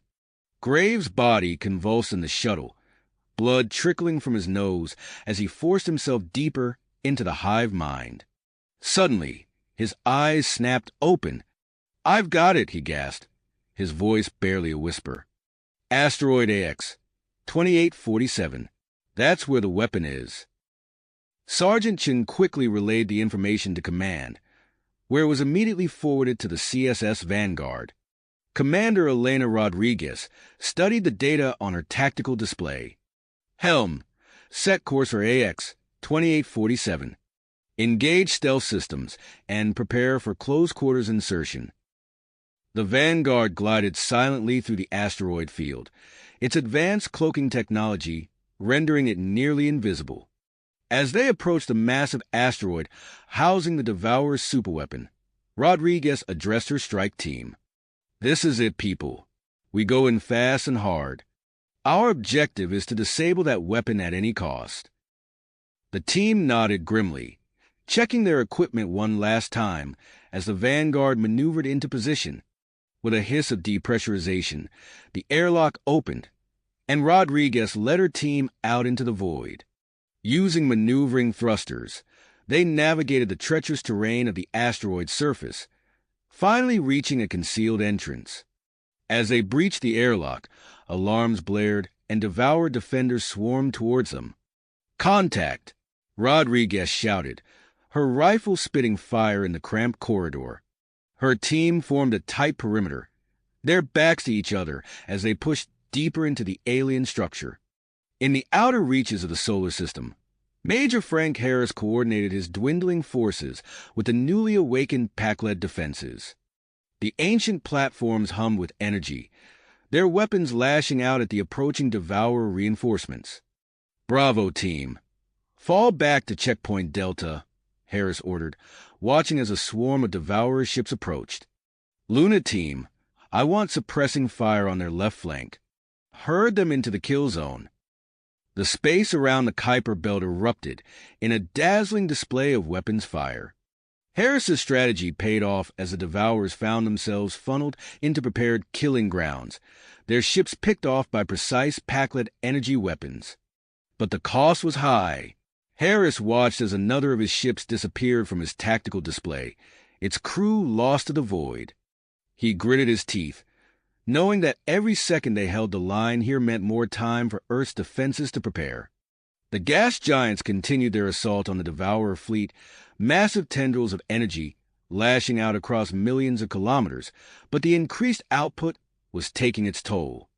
Jupiter's great red spot expanded rapidly, swallowing smaller storms in its path. Saturn's rings began to fracture, chunks of ice and rock breaking apart under the strain. On Earth, scientists watched in horror as their instruments registered the growing instability. "General Steele," a harried analyst reported, "if this continues, we could be looking at permanent changes to the outer planets. The long-term consequences for the solar system could be catastrophic." Steele's face hardened as he made his decision. Divert the 3rd and 7th fleets to the gas giants. Their new objective is to deactivate or modulate the Pac-led technology. We can't win this war only to lose our home. As the battle raged across the solar system, the architect structure surrounding Earth began to falter. Sections of the energy web flickered and died, creating gaps that Devourer ships quickly exploited. Dr. Victor Petrov floated in the heart of the alien construct, surrounded by the ethereal forms of his architect hosts. Their communication came not in words, but in concepts and images that flooded his mind. "You must choose," they impressed upon him. "We can maintain the shield, or we can strike at the invaders directly. We cannot do both for much longer." Petrov's mind reeled at the implications. Either choice could spell disaster for Earth if it proved to be the wrong one. Aboard the Odyssey, the Harmony Matrix pulsed with newfound energy. Waves of quantum resonance spread out from the ship, washing over the battlefield. Human ships within its range reported increased power outputs and faster response times, while nearby Devourer vessels suffered system failures and communication breakdowns. Captain Morrison watched in awe as the device's effects rippled across space. "Status of the Matrix?" he asked. Dr. Hall studied her readings with a mixture of excitement and trepidation. "It's exceeding all projected parameters, sir, but I can't predict how long this effect will last or what the long-term consequences might be." As the various fronts of the battle reached their critical points, a new development emerged from the outer solar system. The pack-led defense platforms, fully activated, began to move. They formed a massive sphere encompassing the entire solar system, creating an energy field that started to contract. Major Harris watched in amazement as the field pushed the outlying Devourer forces inward, concentrating them for Earth's defenders to engage. "All units, prepare for incoming," he broadcast. "Looks like the pack-led left us one last surprise." The battle entered a new phase of intensity as the compressed Devourer forces fought with increased desperation. Earth's defenders, bolstered by the Harmony Matrix and the pack-led technology, pressed their advantage. But the outcome remained uncertain. Commander Rodriguez and her team were still fighting their way through the Devourer's superweapon. The gas giants teetered on the brink of catastrophic change, and the architect's structure faced a decision that could alter the course of the war. As weapons fire crisscrossed the void and ships clashed in the darkness of space, the fate of Earth and the entire solar system hung in the balance. The next few hours would determine whether humanity would emerge victorious or fall to the relentless Devourer invasion. As weapons fire crisscrossed the void and ships clashed in the darkness of space, the fate of Earth and the entire solar system hung in the balance. The next few hours would determine whether humanity would emerge victorious or fall to the relentless Devourer onslaught. The UNSC Odyssey's arrival in the inner solar system marked a turning point in the battle. As the ship hurtled through space, its quantum wake created a corridor of disrupted faster-than-light travel in its path. Admiral Helena Frost's eyes narrowed as she assessed the tactical implications of this unexpected advantage. "All ships, form up on the Odyssey's trajectory," Frost commanded, her voice steady despite the chaos surrounding her. "We're going to use this quantum wake as a shield and strike deep into enemy territory." The human fleet responded with practiced efficiency, falling into formation behind the Odyssey. As they penetrated deeper into Devourer-controlled space, Frost watched with grim satisfaction as her ships launched precision strikes against key alien command nodes and support vessels. Aboard the Odyssey, Captain Morrison observed the unfolding battle with a mixture of awe and trepidation. The Harmony Matrix pulsed with energy, its effects rippling across the battlefield. Human ships within its range reported increased power outputs and faster response times, while nearby Devourer vessels suffered system failures and communication breakdowns. "Dr. Hall, what's the status of the Matrix?" Morrison asked, his eyes fixed on the tactical display. Hall's fingers flew over her console as she analyzed the incoming data. "It's performing beyond our wildest expectations, sir, but I can't predict how long this effect will last or what the long-term consequences might be." As the Odyssey pressed forward, the battle intensified around them. The ship's sensors detected a massive energy buildup within the asteroid belt, centered on AX 2847. Morrison's teeth clenched as he realized the implications. "The Devourer's superweapon is powering up," he announced to his crew. "We need to buy Commander Rodriguez and her team more time." In the cramped corridors of the asteroid installation, Commander Elena Rodriguez led her strike team deeper into the heart of the Devourer's superweapon. The air was thick with the acrid smell of weapons fire and the metallic tang of alien blood. "Contact left," Rodriguez shouted, dropping to one knee as she returned fire. Her team moved with practiced precision, covering each other as they advanced through the labyrinthine structure. As they fought their way forward, Rodriguez's calm crackled to life. "Commander, this is Colonel Graves," came a strained voice. "I've got intel on the weapon's firing mechanism. It's more complex than we thought." Rodriguez frowned at the pain evident in Graves' voice. "Go ahead, Colonel." "The weapon requires a series of precisely timed deactivations to prevent catastrophic misfiring," Graves explained, his words punctuated by gasps of effort. "I'm sending the sequence to your tactical display now." As the information appeared on her HUD, Rodriguez's mind raced with the implications. Understood, Colonel. We'll get it done. Back on Earth, Dr. Jason Reeves and his team worked feverishly to complete the reconfiguration of the orbital defense satellites. Holographic displays flickered around them, showing the expanding network of defensive platforms. Final calibrations complete, Reeves announced, his voice tight with tension.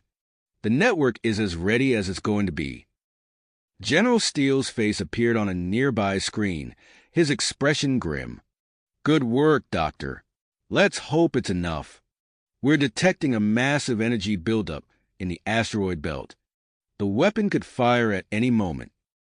As Earth's last line of defense took shape, the battle raged across the solar system. In the outer reaches, Major Frank Harris coordinated his dwindling forces with the Pac-led defense platforms. The ancient alien technology hummed with power, creating an energy net that pushed the outlying Devourer forces inward. Harris watched as the concentration of enemy ships intensified, forcing him to make increasingly difficult tactical decisions. Bravo Squadron, I need you to make a run on their flagship, he ordered, his voice heavy with the weight of command. Use your reactor cores if you have to. We need to punch a hole in their formation. The gas giants continued their assault on the Devourer fleet, but the increased output was taking a devastating toll on the planets themselves. Massive storms engulfed Jupiter and Saturn, while Uranus and Neptune's magnetic fields began to visibly distort. As Earth's ships struggled to approach the gas giants, Captain Morrison made a bold decision. Helm, set a course for the main concentration of Devourer forces, he ordered. We're going to use the Harmony Matrix to disrupt their hive mind communication.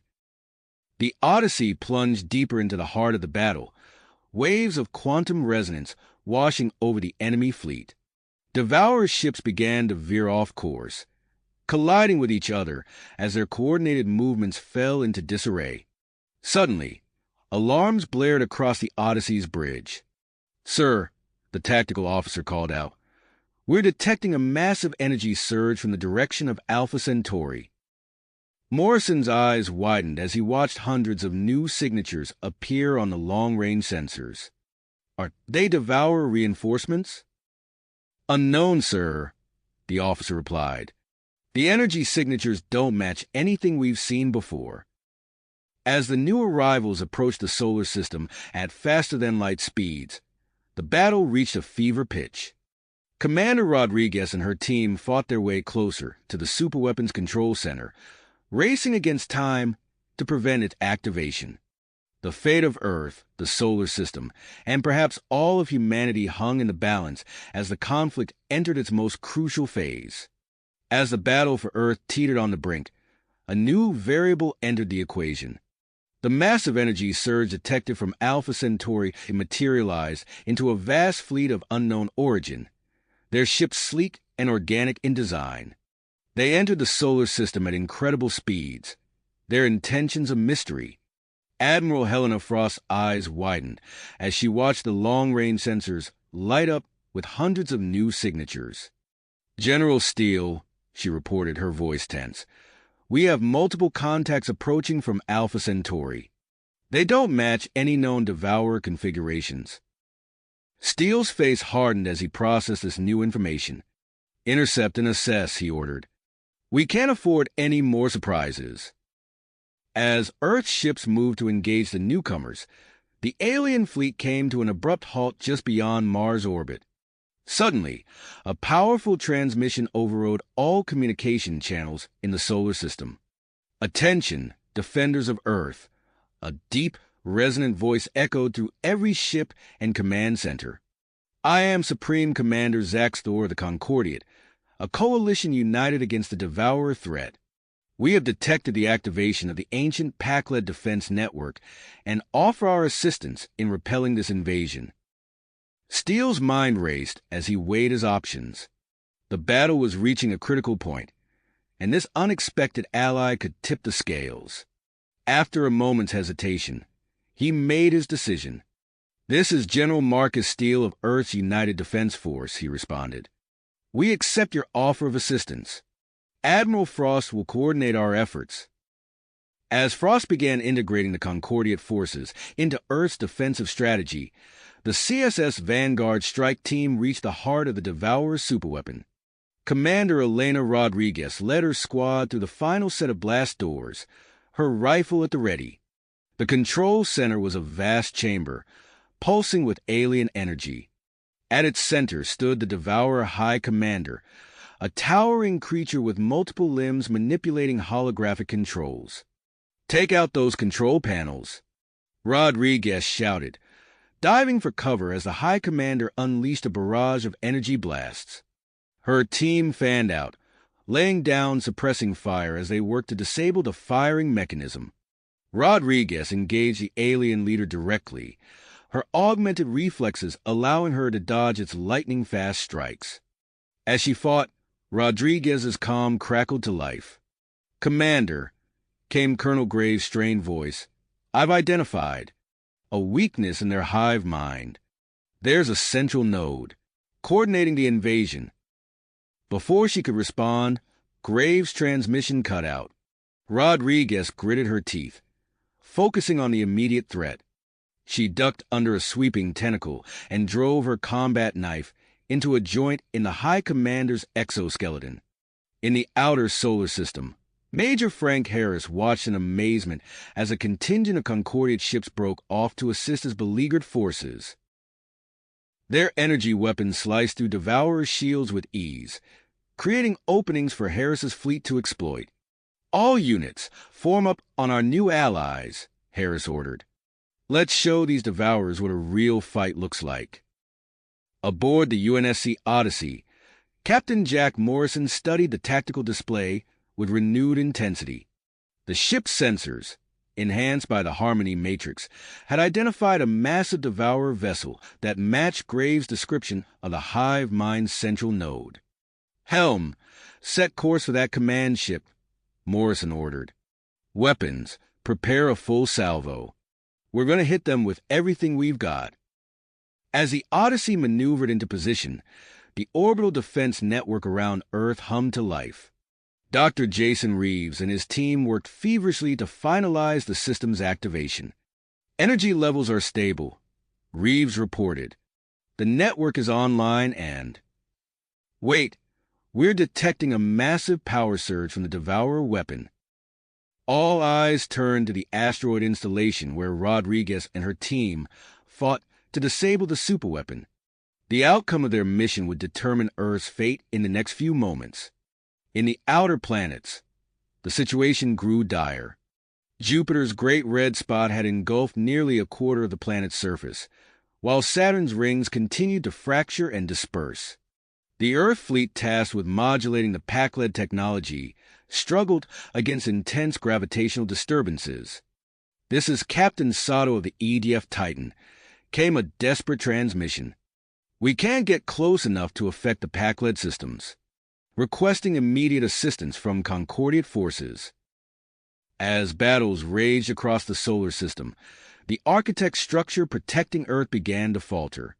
More Devourer ships slipped through the growing gaps, pressing their attack on humanity's homeworld. Inside the construct, Dr. Victor Petrov felt the urgency of the moment through his connection with the architects. Their collective consciousness impressed upon him the gravity of the choice they faced. "We must decide now," the architects communicated. "Maintain our weakening defense, or reconfigure for a final, decisive strike." Petrov's mind reeled at the implications. The wrong choice could doom Earth, but the right one might save not just humanity, but countless other species across the galaxy. As Earth's defenders and their new allies braced for the coming onslaught, the ancient Pac-led mandate to protect the weak echoed through time and space. The next few moments would determine not just the fate of humanity, but the future of galactic civilization itself. As Earth's defenders and their new allies braced for the coming onslaught, Admiral Helena Frost's voice cut through the chaos, issuing rapid-fire orders to the combined human and Concordiate forces. Her strategic mind, honed by years of conflict, quickly formulated a plan to capitalize on their newfound alliance. "All ships, form up into 3 battle groups," she commanded, her voice steady despite the tension. Group Alpha will engage the main Devourer fleet. Beta, protect our orbital defenses. Gamma, you're with the Odyssey. Target that central node. Supreme Commander Zaxthor's deep, resonant voice echoed in agreement. Understood, Admiral. Concordiate vessels are moving into position. On the bridge of the UNSC Odyssey, Captain Jack Morrison felt the ship vibrate as its engines pushed to maximum output. The view screen showed a swirling mass of Devourer ships ahead, their organic forms twisting and pulsing with malevolent energy. Helm, plot an intercept course for that command ship, Morrison ordered, his eyes fixed on the tactical display. Weapons, prepare all systems. We'll only get one shot at this. The Odyssey surged forward, escorted by a squadron of sleek Concordiate vessels. Their energy weapons lanced out, carving a path through the Devourer forces. Morrison watched as enemy ships exploded into silent fireballs, their debris scattering across the void. Inside the Devourer's superweapon, Commander Elena Rodriguez ducked under another lightning-fast strike from the High Commander. The alien's multiple limbs whirled in a deadly dance, but Rodriguez's augmented reflexes allowed her to stay just ahead of its attacks. Team, status on those control panels, she shouted, rolling to avoid a vicious swipe. Almost there, Commander, came the strained reply. This tech is like nothing we've seen before. Rodriguez gritted her teeth, focusing on keeping the High Commander distracted. She feinted left, then spun right, using the confined space to limit the alien's reach. Her combat knife flashed out, scoring another hit on the creature's exoskeleton. On Earth, Dr. Jason Reeves' fingers flew across holographic controls as he and his team worked to bring the orbital defense network online. Sweat beaded on his forehead as he watched the energy readings from the Devourer weapon climb to terrifying levels. Activating primary shield grid, Reeves announced, his voice tight. Redirecting power to compensate for gravitational distortions. The air around them hummed as the defense network sprang to life. Reeves held his breath, watching as the first energy tendrils from the Devourer weapon reached out towards Earth. In the outer solar system, Major Frank Harris coordinated with the Concordia reinforcements, his tactical display a whirlwind of movement as ships engaged in a deadly ballet. Bravo Squadron, form up on those Concordiate cruisers, Harris ordered. We're going to trap these bastards between us and the Packlet energy net. He watched with grim satisfaction as the pincer movement unfolded. Devourer's ships, caught off guard by the unexpected maneuver, found themselves boxed in. Explosions blossomed in the void as the combined human-alien fleet unleashed a devastating barrage. Near Jupiter, Captain Sato of the EDF Titan breathed a sigh of relief as Concordia technicians helped stabilize their approach.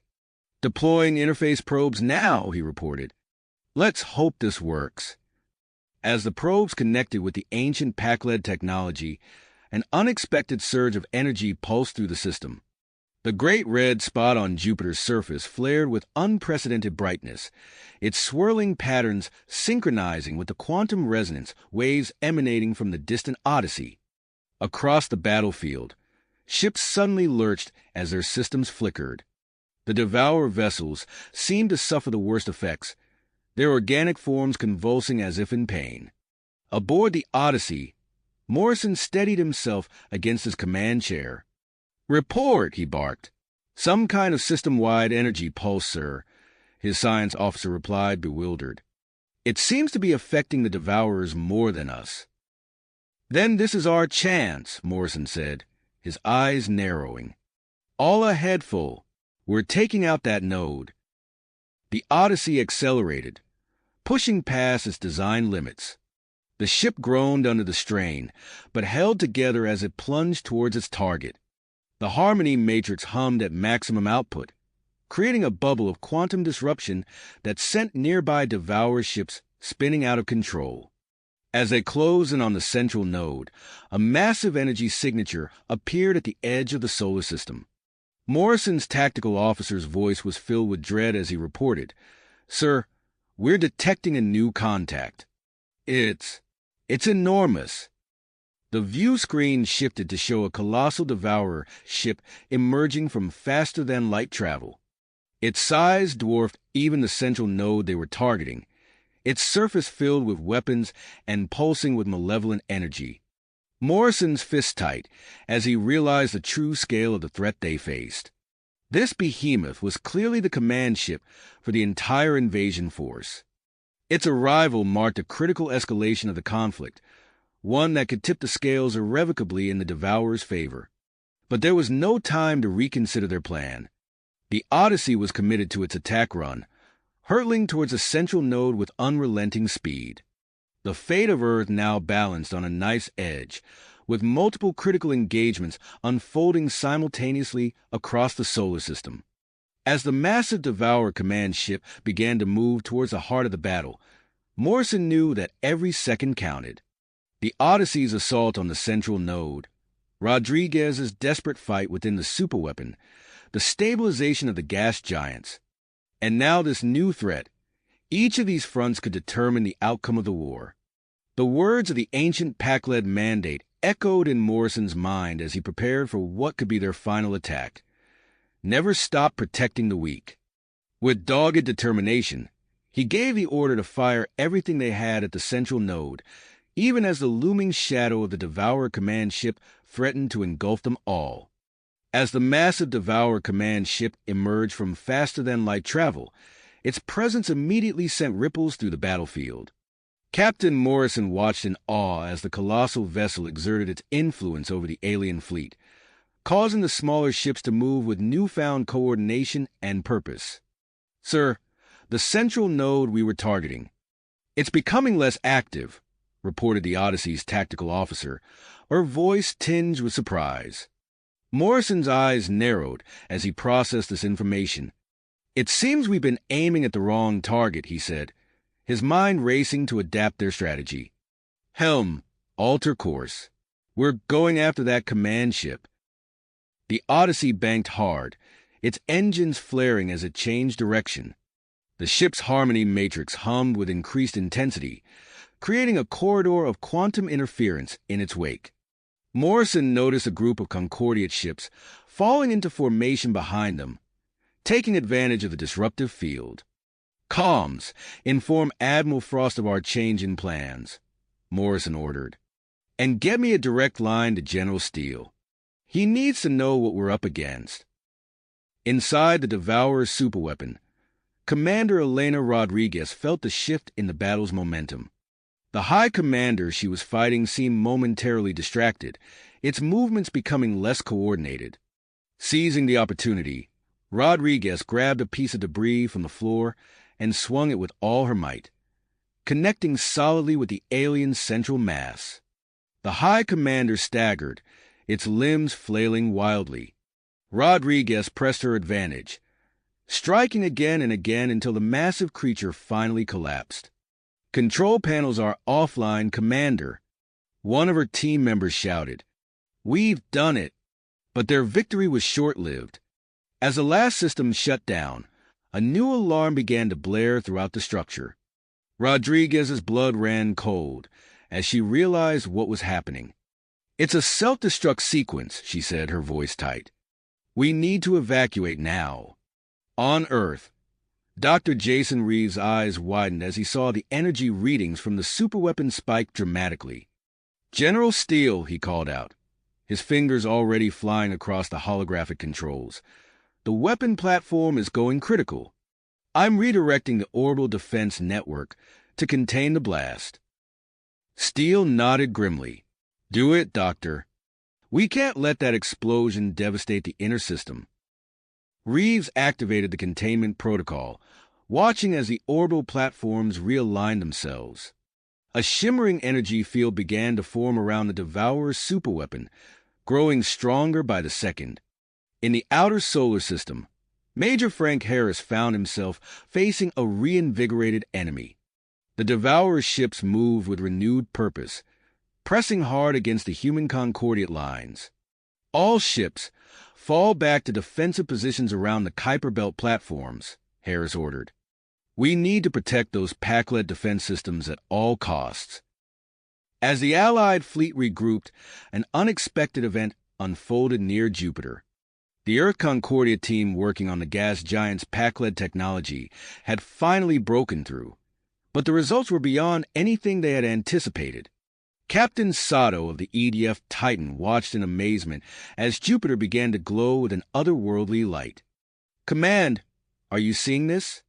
he reported, his voice filled with awe. "The planet is... It's firing some kind of energy beam directly at the Devourer command ship." The beam, composed of exotic particles, lanced across space, striking the massive alien vessel. The effect was immediate and visible, causing the command ship to shudder and its coordination of the fleet to falter. Aboard the Concordia flagship, Supreme Commander Zaxtor saw an opportunity. "Admiral Frost," he communicated to the human leader, "I believe we can use this to our advantage. If we combine our Concordia propulsion technology with your Aegis shield system, we could create a mobile energy barrier large enough to herd a significant portion of the Devourer fleet into that beam's path." Frost considered the proposal for a moment before nodding decisively. "Make it happen, Commander. We'll need every ship we can spare for this maneuver." As the Allied forces began to implement this daring plan, the architect structure protecting Earth made its move. Dr. Viktor Petrov, still connected to the ancient race's consciousness, felt their decision resonate through his mind. "General Steele," he communicated urgently, "the architects have chosen to reconfigure for a final strike. They're going to sacrifice their defensive formation to launch a massive attack against the Devourer fleet." Steele watched in awe as the architect's segments began to shift and coalesce, forming a giant, spear-like structure aimed at the heart of the enemy forces. The Devourer command ship, facing multiple threats, initiated its own desperate measure. It began to absorb nearby alien vessels, assimilating them into its structure. The process was horrifying to witness, as unwilling ships were cannibalized to increase the command ship's size and power. Aboard the Odyssey, now racing towards the heart of the enemy fleet, Captain Morrison felt a sudden surge of energy course through the ship. The Harmony Matrix's output skyrocketed, creating a bubble of altered space-time around the vessel. "Sir, our speed. It's beyond anything we've ever achieved," the helm officer reported, her voice a mix of excitement and fear. Morrison gripped his chair tightly as the Odyssey accelerated to impossible velocities, leaving even their Concordiate escorts behind. As they closed in on the Devourer command ship, long-range sensors picked up a familiar energy signature. "Captain," the science officer called out, his face pale, "we're detecting Pac-led energy signatures from the command ship. It looks like they've integrated some form of ancient Pac-led weaponry into their systems." Morrison's eyes sharp as he processed this new information. The revelation added a new layer of urgency to their approach. As the Odyssey hurtled towards its target, the combined Concordia-Turf energy barrier began to take shape behind them, herding enemy ships towards Jupiter's beam. The architect's spear-like formation accelerated on its collision course with the Devourer fleet. The solar system had become a crucible of clashing technologies and desperate strategies. As these forces converged on the massive Devourer command ship, Captain Morrison knew that the next few moments would determine not just the fate of Earth, but the future of the galaxy itself. The Odyssey streaked through space, a blur of motion as it closed the distance to the Devourer command ship. Inside the bridge, Captain Morrison gripped his chair, his knuckles tightening from the strain. "Divert all non-essential power to structural integrity," he barked, his voice barely audible over the groaning of the ship's hull. Lieutenant Commander Chin, the chief engineer, responded through the comm system. "Aye, Captain. Rerouting power now. But, sir, we're pushing well beyond safety limits. The ship wasn't designed for this kind of acceleration." Morrison's expression resolute. "Noted, Commander, but we don't have a choice. Maintain course and speed. As the Odyssey hurtled towards its target, the rest of the battlefield erupted into chaos. Admiral Frost's voice crackled over the comms, coordinating the combined Concordia turret fleet. All ships maintain formation. Aegis generators at maximum output. We need to keep those devourers contained. The energy barriers shimmered into existence, hurting the alien ships towards Jupiter's relentless beam. From his vantage point on the Odyssey, Morrison watched as the Devourer vessels were caught in the cosmic crossfire, their hulls buckling under the onslaught of exotic particles. Inside the unstable Devourer superweapon, Commander Rodriguez led her team through twisting corridors. The structure shuddered around them, the self-destruct sequence well underway. "Move it, people," Rodriguez shouted, her voice hoarse. "We've got less than 5 minutes before this whole place goes up." They rounded a corner, coming face to face with a group of Devourer drones. The aliens moved erratically, their usual coordination disrupted by the distant command ship. Rodriguez didn't hesitate, raising her weapon and opening fire. Her team followed suit, cutting down the confused enemies in a hail of plasma bolts. "Hangar bays just ahead," her second-in-command reported, checking a holographic map. "Let's hope that shuttle's still there." On Earth, Dr. Reeves stared at the power grid readouts, his face illuminated by the flickering screens. The containment field around the Devourer's superweapon was holding, but at a terrible cost. "We need more power," he muttered, his fingers dancing across the controls. "There's no other choice." With a heavy heart, he initiated the emergency protocols. Across the planet, entire cities went dark as power was diverted to the containment field. In the command center, General Steele watched grimly as reports of the blackouts flooded in. "It's a necessary sacrifice," Steele said, more to himself than anyone else. "We save billions by inconveniencing millions." In the outer reaches of the solar system, Major Harris's fleet formed a protective ring around the Kuiper Belt platforms. The reinvigorated Devourer forces pressed hard against their lines, seeking to break through and disable the ancient Pac-led technology. "Hold the line," Harris ordered, his voice firm despite the chaos around him. "We can't let them get to those platforms." The human and Concordiate ships fought with desperate intensity, their weapons blazing against the encroaching Devourer swarm. The energy net created by the Pac-led devices pulsed with increasing strength, its barrier the last defense against the alien tide. Suddenly, a new player entered the fray. The reconfigured architect structure, now a colossal spear of energy, accelerated towards the heart of the Devourer fleet.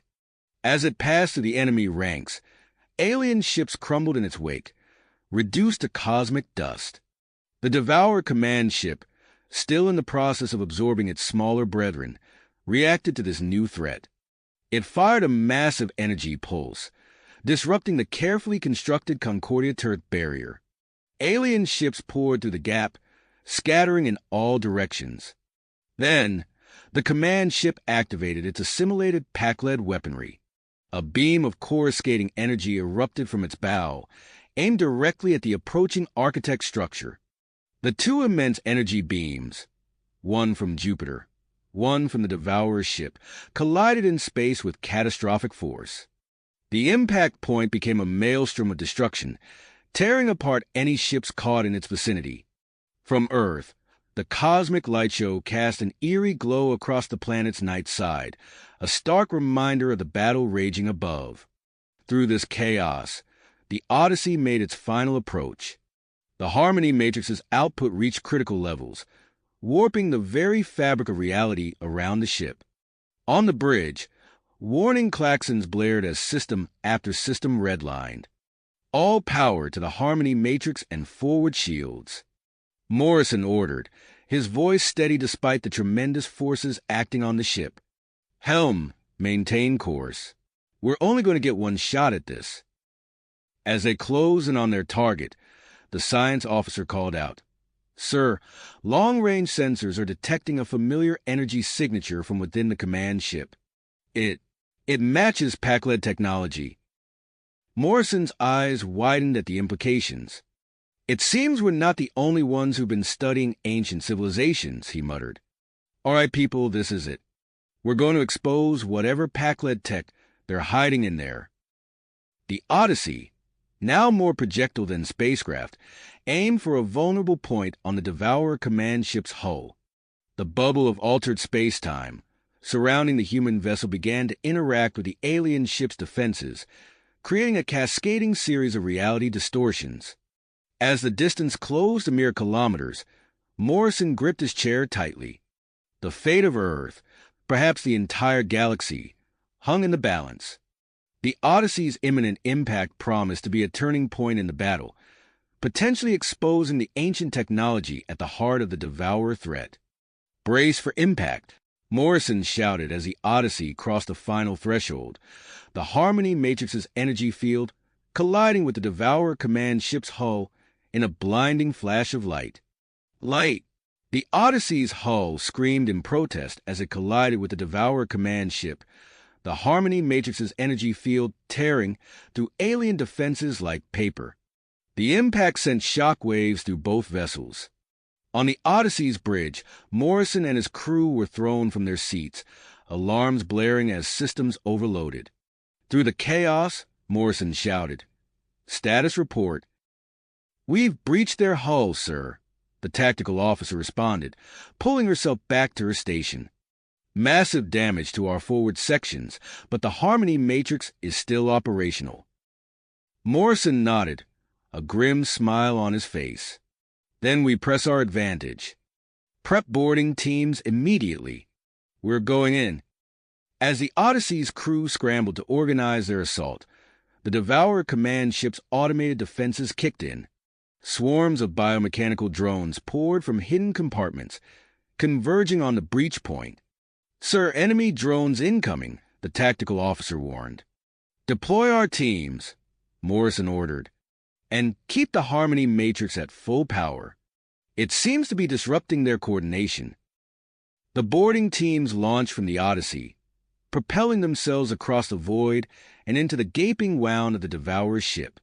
Inside, they found themselves in a nightmarish landscape of twisted metal and pulsing organic matter. Lieutenant Sarah Chun led the first wave, her plasma rifle at the ready. "Watch your corners, people," she commanded. "These bastards could be anywhere." As if on cue, a group of drones rounded a corner, their movements jerky and uncoordinated. Chun and her team opened fire, their weapons tearing through the alien constructs with surprising ease. "The captain was right," Chen's second-in-command remarked. "They're not nearly as tough as usual." Meanwhile, outside the command ship, the combined Concordia-Turret energy barrier reached its climax. Admiral Frost watched from his flagship as hundreds of Devourer vessels were herded into Jupiter's relentless beam. "My God," Frost breathed, watching the aliens disintegrate under the onslaught of exotic particles. But the victory was short-lived. Jupiter's atmosphere began to churn violently, massive storms erupting across its surface. Frost Science officer reported urgently, "Admiral, the energy output is destabilizing the planet's atmosphere. If this continues, it could tear Jupiter apart." Frost's mind raced, weighing the tactical advantage against the potential catastrophe. Before he could make a decision, a new threat emerged. The Devourer command ship, despite the damage from the Odyssey's impact, fired its assimilated Pac-led weapon.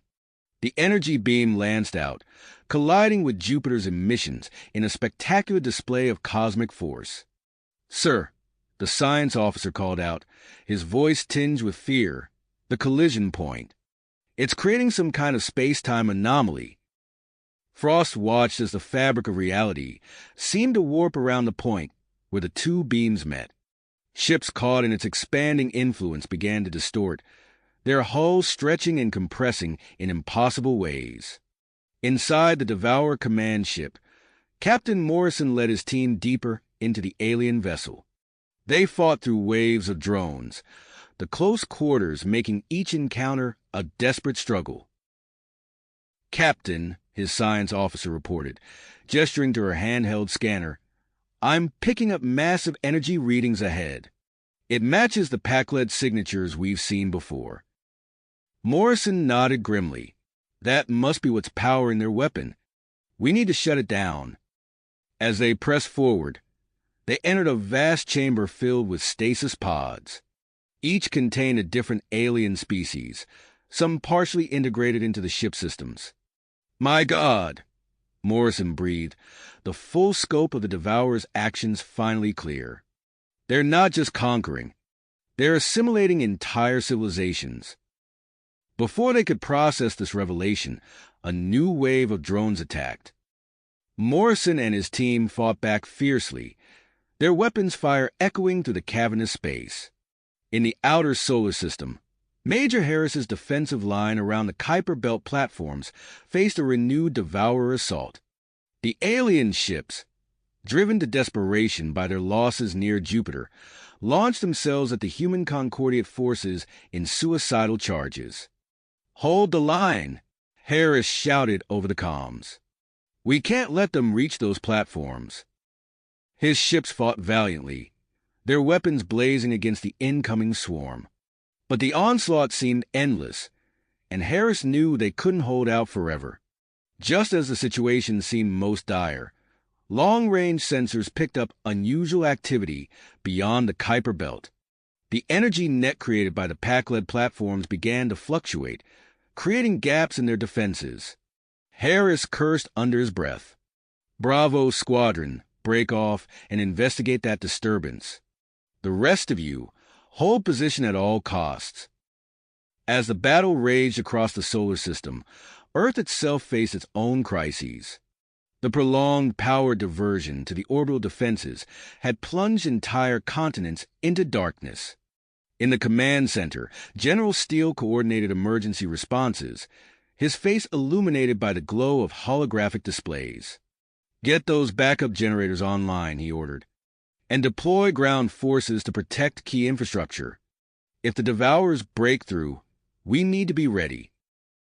Dr. Reeves worked feverishly at his console, integrating the data from Commander Rodriguez's team into the containment field algorithms.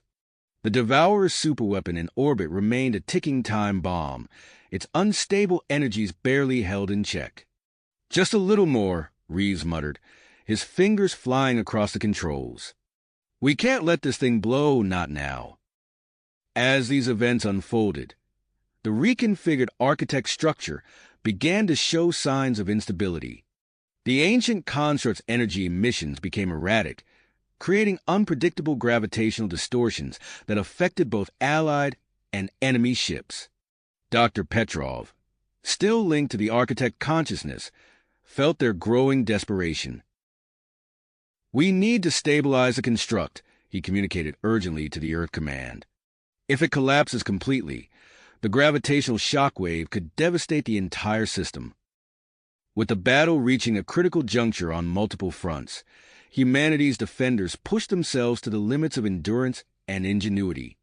The Pakled mandate to protect the weak drove them forward, even as the odds seemed insurmountable. In the heart of the Devourer command ship, Captain Morrison and his team finally reached their objective. Before them stood a pulsing core of energy, unmistakably Pakled in origin. "This is it," Morrison said, his voice filled with willpower. "Shut it down and we might just might turn the tide of this war," Morrison finished, his eyes fixed on the pulsing Pakled core. As his team moved to disable the alien technology, a violent tremor shook the chamber. The ship's internal structure began to shift, walls contorting and floors undulating beneath their feet. "Sir, the ship is reconfiguring," Lieutenant Chen shouted, struggling to maintain her footing. "We're being cut off." Morrison's mind raced, assessing their rapidly deteriorating situation. "Chen, take half the team and hold our exit point. The rest of you with me. We're finishing this mission." As Chun led her group back the way they came, Morrison pushed forward with his reduced team. The ship's defenses intensified, wave after wave of biomechanical drones, converging on their position. Use short, controlled bursts, Morrison ordered as they fought their way through the metal-organic corridors. The harmony matrix is weakening them, but don't get cocky. They battled deeper into the command ship's bowels, the pulsing energy of the Pac-led artifact growing stronger with each step. Finally, they emerged into a vast chamber, its walls lined with pulsating veins of energy. At its center stood a massive crystalline structure, its facets refracting impossible colors. "My God," breathed Dr. Amelia Kovacs, the team's Xenotech specialist. "It's beautiful." Morrison's comlink crackled to life. "Captain, this is Chun. We're under heavy assault. I don't know how long we can hold this position." "Understood, Lieutenant. Hold as long as you can. We're almost there." As Morrison's team approached the artifact, the ship's emergency protocols kicked in. Massive bulkheads slammed down, sealing off sections of the chamber. Drones poured in from hidden compartments, their attacks growing more frenzied. "Suppressing fire," Morrison shouted, his plasma rifle cutting down swathes of the alien constructs. "Kovacs, get to that artifact. We need to shut it down now." Dr. Kovacs sprinted towards the crystal, her scanner out. As she reached its base, her eyes widened in shock. "Captain, this isn't just a power source. It's alive somehow. The energy patterns. They're responding to our presence." Morrison joined her, studying the pulsing crystal. As he approached, the energy emissions shifted, almost, recoiling. "It's reacting to us," he muttered. "But why?" A memory surfaced, the Pac-led message, their mandate. "Never stop protecting the weak," Morrison whispered. The crystal's pulsing intensified, its colors shifting. "It's responding to your words, Captain," Kovacs said, her voice filled with awe.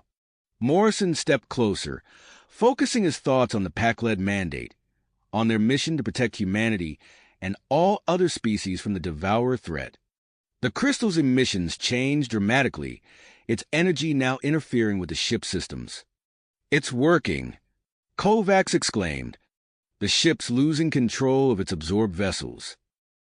"Plant the charges," Morrison ordered. "We're taking this thing with us." As his team set the explosives, a new alert came through their comms.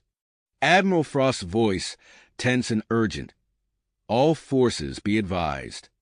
Long-range sensors have detected a massive Devourer reinforcement, fleet entering the system. They're on an intercept course with Earth." Morrison's fist tight. Their window of opportunity was closing fast. "Charges set, Captain," his demolitions expert reported. "Everyone, clear the blast zone," Morrison commanded. With a nod to Kovacs, he hit the detonator. The explosions rocked the chamber, severing the connections between the artifact and the ship systems. Alarms blared as the massive vessel shuddered around them. "Move, move, move," Morrison shouted, leading his team towards the artifact. As they reached it, the crystal's surface rippled like water. Morrison placed his hand on it, and to his shock, it began to shrink, condensing down to a more manageable size. "Let's go, people," he ordered, cradling the artifact. "Chun, we're headed your way. Be ready for immediate extraction." They fought their way back through the disintegrating ship, the artifact pulsing in Morrison's arms. Its energy seemed to repel the drones, creating a bubble of safety around the team. As they reached Chen's position, they found her and her team barely holding off a relentless tide of drones. "About time, sir," Chen quipped, her armor scorched and dented. "Odyssey, this is Morrison," the captain called into his comm. "We have the package, requesting immediate extraction."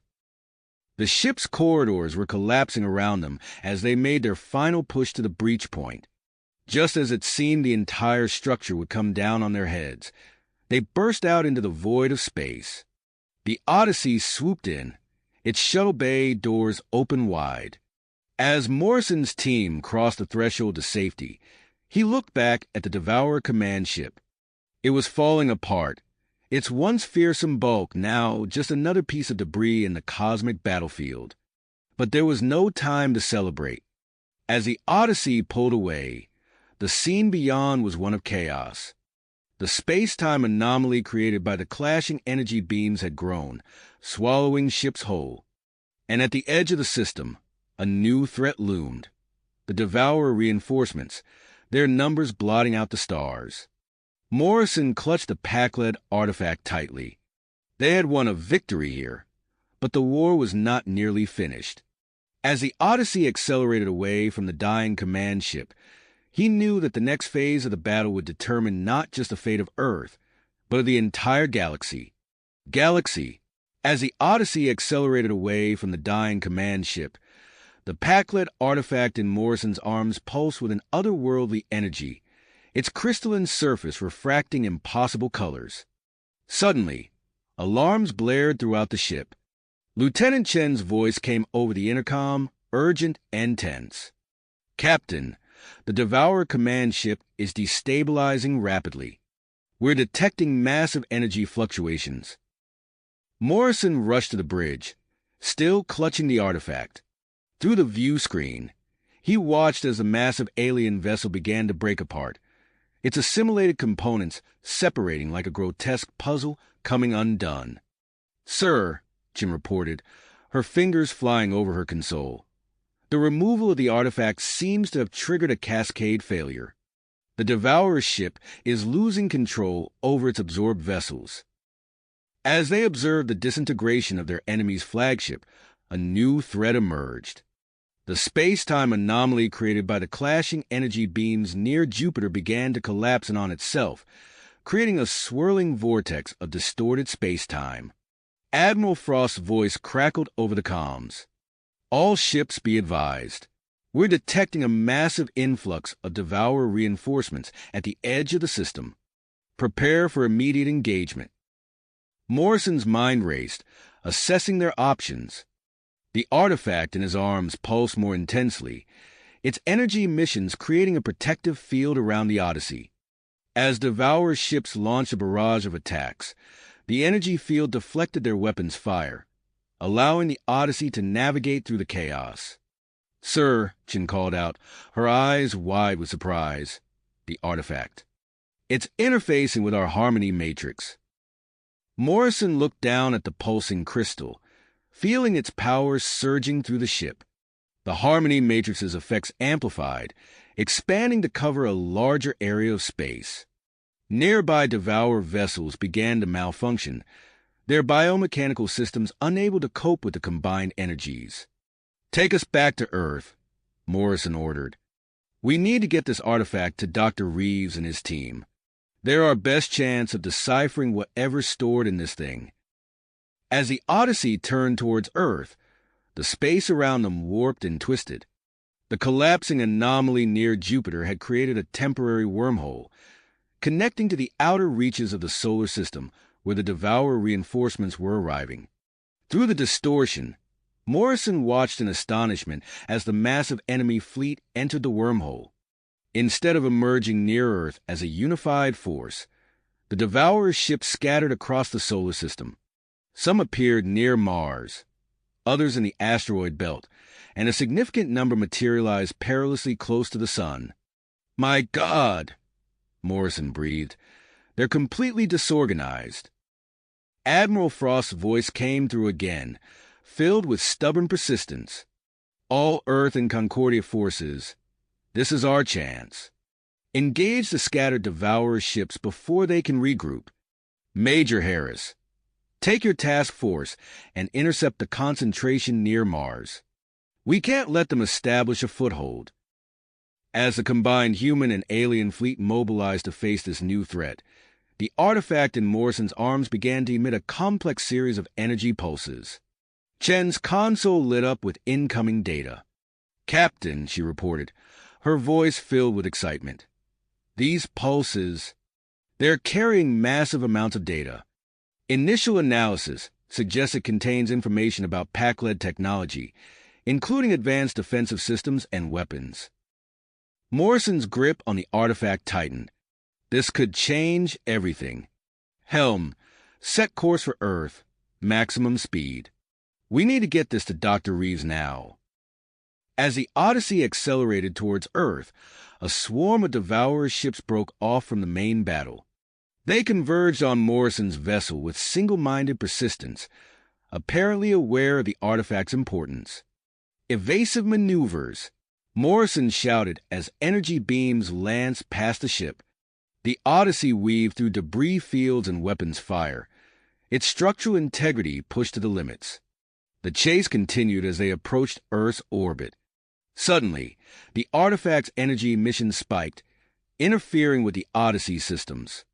Power fluctuated wildly, and navigation errors cascaded through the ship's computers. "We're losing control," Chun called out, fighting with her malfunctioning console. "Manual override engaged, but our systems are going haywire." Morrison gripped the arms of his chair as the ship shuddered around him. Through the view screen, he could see Earth growing larger, its atmosphere shimmering with the newly erected protective dome, a testament to Dr. Reeves' ingenuity. "All hands, brace for atmospheric entry," Morrison commanded. "We're going in hot." As the Odyssey plunged towards Earth's surface, the pursuing Devourer ships closed in. The fate of humanity now rested on their ability to deliver the artifact safely, even as enemy forces threatened to overwhelm them at the final moment. The ship's hull glowed red-hot as they entered the atmosphere, alarms blaring throughout the vessel. Morrison cradled the pulsing Packlet artifact, its energy seeming to intensify with each passing second. He knew that in his arms he held the key to humanity's survival. If only they could make it to the ground in one piece. Peace. The Odyssey shuddered violently as it plummeted through Earth's atmosphere, alarms blaring throughout the vessel. Captain Morrison gripped the artifact tightly, its pulsing energy intensifying with each passing second. "Hull temperature critical," Chun shouted over the cacophony of alerts. "Structural integrity failing." Morrison's face hardened as he fought with the manual controls, trying to stabilize their descent. The ship bucked and rolled, threatening to tear itself apart. Through the view screen, he could see the ground rushing up to meet them, the protective dome shimmering in the distance. "All hands, brace for impact," Morrison commanded, his voice steady despite the chaos around him.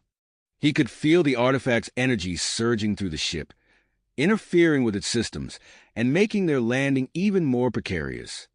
With a bone-jarring crash, the Odyssey slammed into the ground, skidding across the designated landing zone.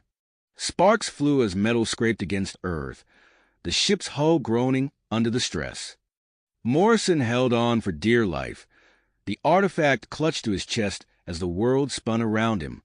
Finally, with a deafening screech of twisting metal, the Odyssey ground to a halt mere meters from the scientific complex.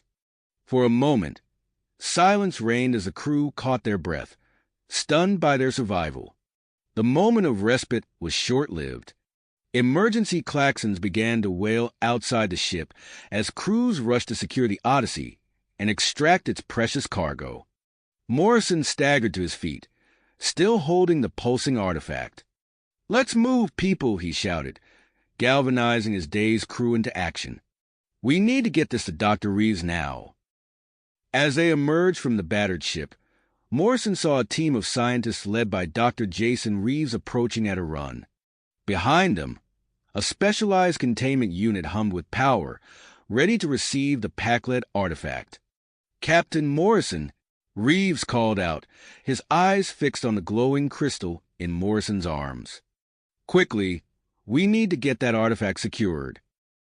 Morrison nodded, moving swiftly towards the containment unit. As he approached, the artifact's energy emissions suddenly spiked. A wave of intense power radiated outward, overloading nearby equipment and sending sparks flying. "Look out!" Morrison warned, but it was too late. The surge created a localized electromagnetic pulse, temporarily disabling communications and electronics in the immediate area. Despite the setback, Reeves and his team managed to secure the artifact within the containment unit. As soon as it was sealed, the disruptive energy field stabilized, allowing the scientists to begin their analysis. Morrison watched as Reeves and his team huddled around their instruments, their faces a mix of excitement and concentration. He knew that the fate of Earth, perhaps the entire galaxy, rested on what they could learn from this alien technology. A commotion from above drew Morrison's attention. He looked up to see a squadron of Earth's most advanced fighter jets screaming across the sky, engaging a group of Devourer ships that had broken through the outer defenses. Commander Elena Rodriguez's voice crackled over a nearby comm unit, coordinating the defense. All wings, focus fire on the lead ship. We need to buy the ground team more time. The battle above was fierce, energy beams and missiles crisscrossing the sky. Morrison watched as one of the Earth fighters executed a daring maneuver, spinning between two Devourer ships and causing them to crash into each other. Back on the ground, Dr. Reeves let out a triumphant shout. "Captain, we're making progress. The data transmitted by the artifact. It's incredible. There are schematics here for a defensive system unlike anything we've ever seen." Morrison hurried over to the scientist, his interest piqued. "What kind of defensive system?"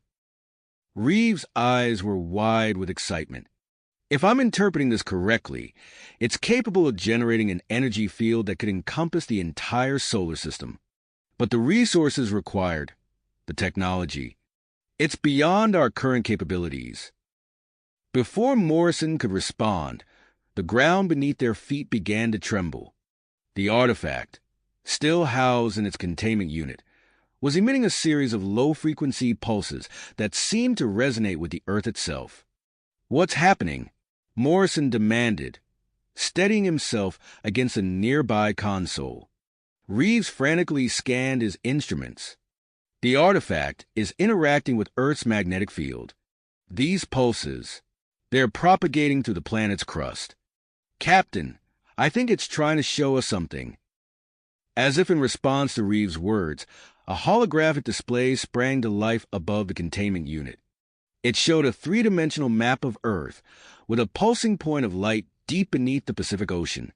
"A Pac-led installation," Reeves breathed, his voice filled with awe. "It has to be, hidden away for who knows how long, waiting for us to find it." Morrison's mind raced with the implications of this discovery. A potential treasure trove of advanced Pac-led technology right here on Earth. It could be the key to their survival. But even as hope bloomed, a shadow fell across the land. Morrison looked up to see the massive form of the Devourer command ship, damaged but still terrifyingly powerful, moving into position above Earth. The final battle was about to begin, and humanity's fate hung in the balance. With the Pac-led artifact's secrets slowly unraveling and the tantalizing promise of the hidden installation, Morrison knew that the next few hours would determine the future of not just Earth, but the entire galaxy. As he watched the Devourer's ship's ominous approach, Morrison steeled himself for the challenges ahead. The Pac-led mandate echoed in his mind. Never stop protecting the weak. With renewed drive, he turned to face the coming storm. The ground trembled beneath their feet as the Devourer command ship cast its shadow over Earth's atmosphere. Morrison's eyes narrowed, his mind focused as he turned to Dr. Reeves. "Doctor, we need those defenses operational now. What's our status?" Reeves' fingers flew across his tablet, data streaming across the screen. "We're making progress, Captain. The artifact schematics are complex, but we've managed to create smaller, modular versions of the Pac-led defense system." Morrison nodded, his mind already racing with tactical possibilities. "Good. Start deploying them at key locations around the globe. We need to buy ourselves more time." As Reeves and his team scrambled to implement the new technology, Morrison's comm unit crackled to life. Admiral Frost's voice cut through the static, her tone urgent but controlled. "Morrison, we need you up here. The Devourer's ship is advancing faster than anticipated. We're mounting a defensive screen, but we need your expertise to coordinate our efforts with the ground-based defenses. Understood, Admiral. I'm on my way. Morrison turned to Chun, who had followed him from the Odyssey. Lieutenant, you're with me. We're heading to Orbital Command. As they rushed towards the nearest shuttle, the sky above them erupted into chaos. Earth's remaining space fleet, bolstered by Concordiate ships, formed intricate patterns against the backdrop of stars. Energy beams lanced through the void, striking glancing blows against the massive Devourer vessel. In orbit, Morrison found himself in the thick of the action. He worked alongside Admiral Frost and Supreme Commander Zaxtor, coordinating the combined fleet's movements. The bridge of the command station hummed with activity as officers relayed orders and status updates. Target their starboard flank, Morrison called out, pointing to a section of the Devourer's ship that seemed to pulse with an irregular rhythm. The artifact's data suggests a potential weak point in their shielding there. A squadron of Earth fighters, led by Commander Elena Rodriguez, swooped in for the attack. Their precision strikes caused visible damage, eliciting a chorus of cheers from the command staff. But the victory was short-lived. The Devourer's ship retaliated, unleashing a barrage of energy pulses that shook the very fabric of space. Several human vessels disappeared in blinding flashes of light, their crews lost in an instant. On the planet's surface, Major Frank Harris led the ground forces in a desperate battle against waves of Devourer drones. The aliens' adaptive tactics kept the human defenders on their toes, forcing them to constantly adjust their strategies. Alpha Team, flank left. Harris shouted into his comm unit, ducking behind a makeshift barricade as energy blasts scorched the air above him.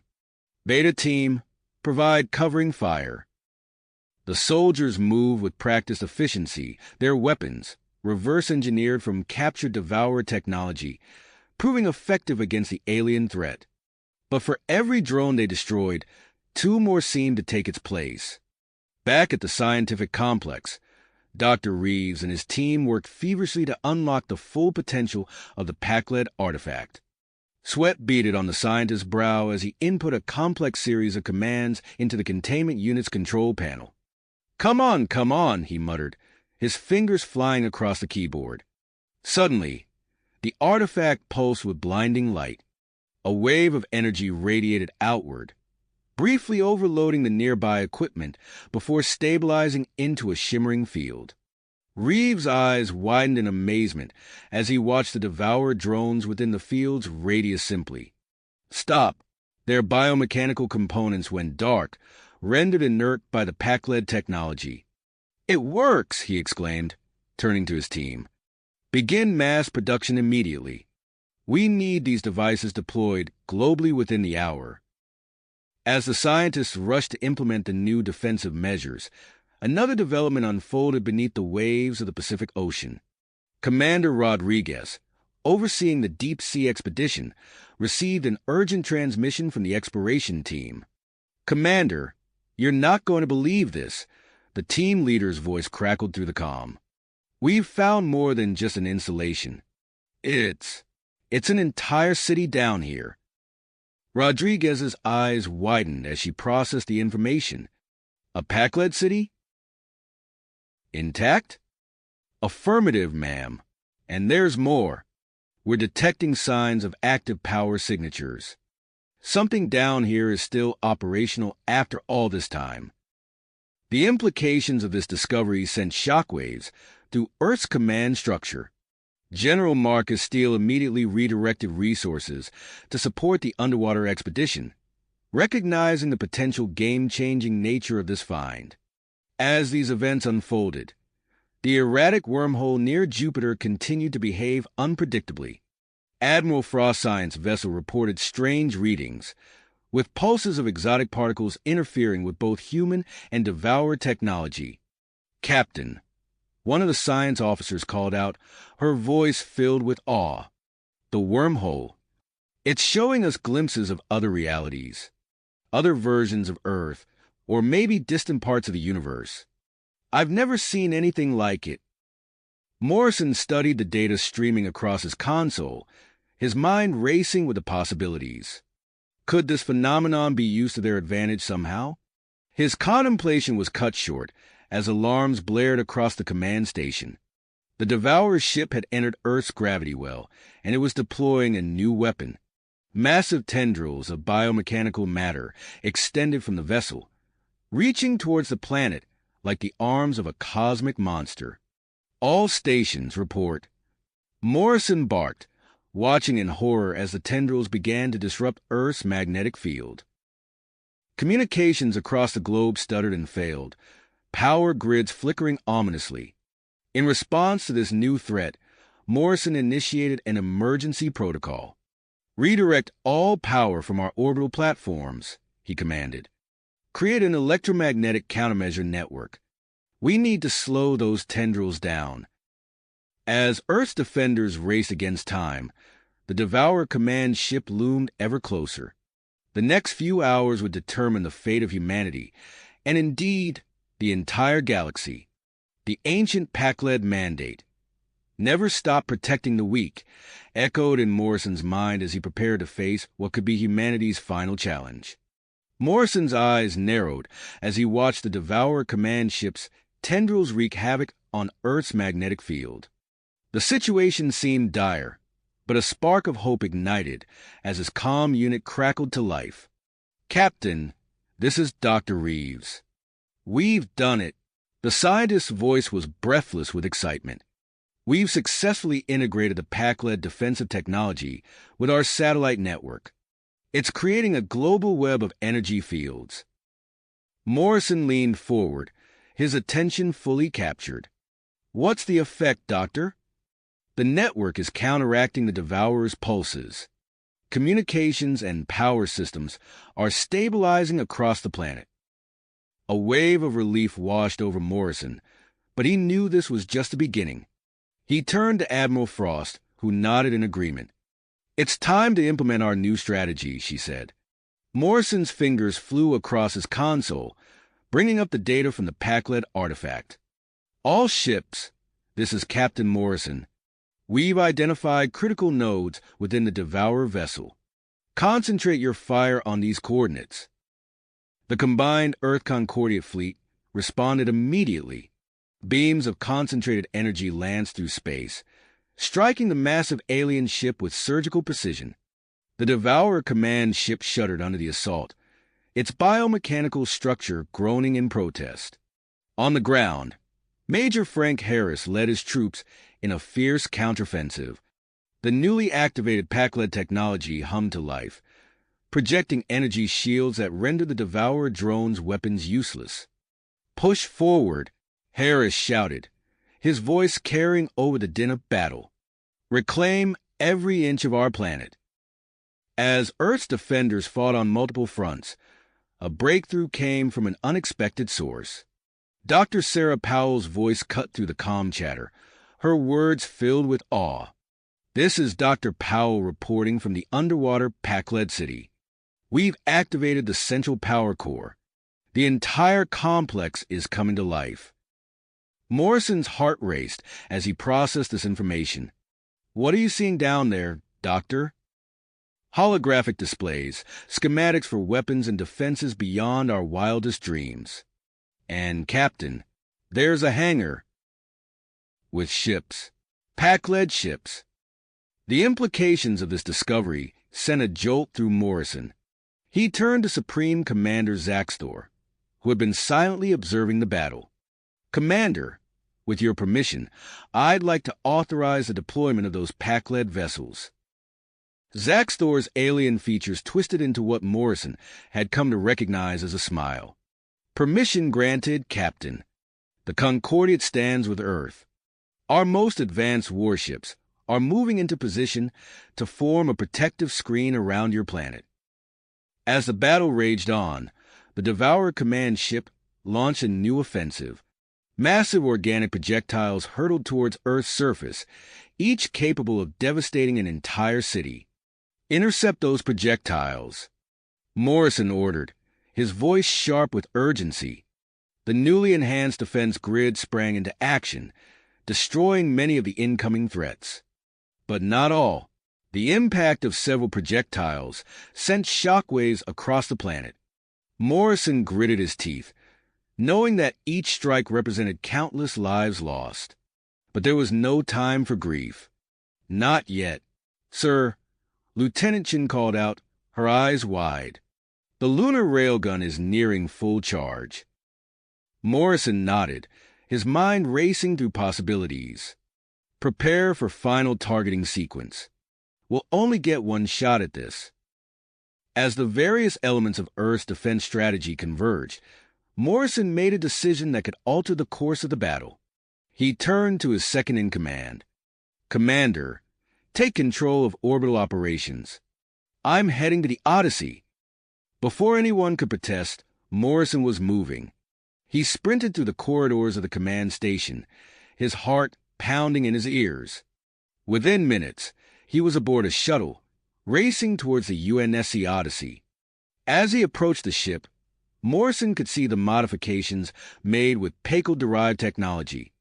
The Odyssey's hull gleamed with an otherworldly sheen, a testament to the advanced materials now integrated into its structure.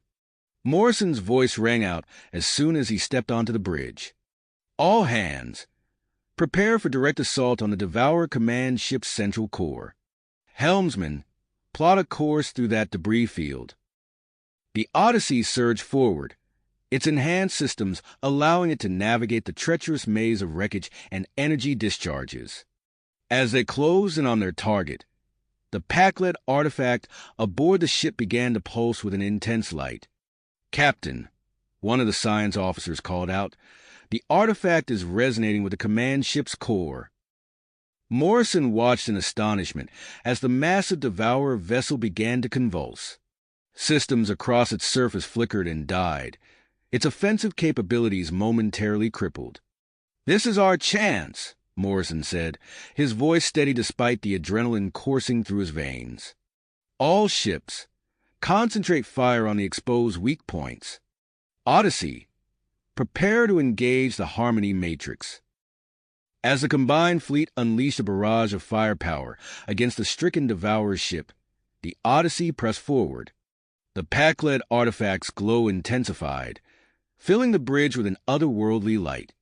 Morrison's hand hovered over the control panel, ready to activate the Harmony Matrix. In that moment, as the fate of Earth hung in the balance, he knew that the next few seconds would determine the outcome of not just this battle, but the future of humanity itself. Morrison's finger hovered over the control panel for a split second before he pressed it decisively. The Harmony Matrix activated, and a wave of energy surged through the Odyssey. The ship's hull vibrated as the Pac-led artifact pulsed with intense light, creating a resonance that reached out towards the massive Devourer vessel. The effect was immediate and dramatic. The command ship's surface flickered and convulsed, its biomechanical structure groaning under the strain of the disruptive field.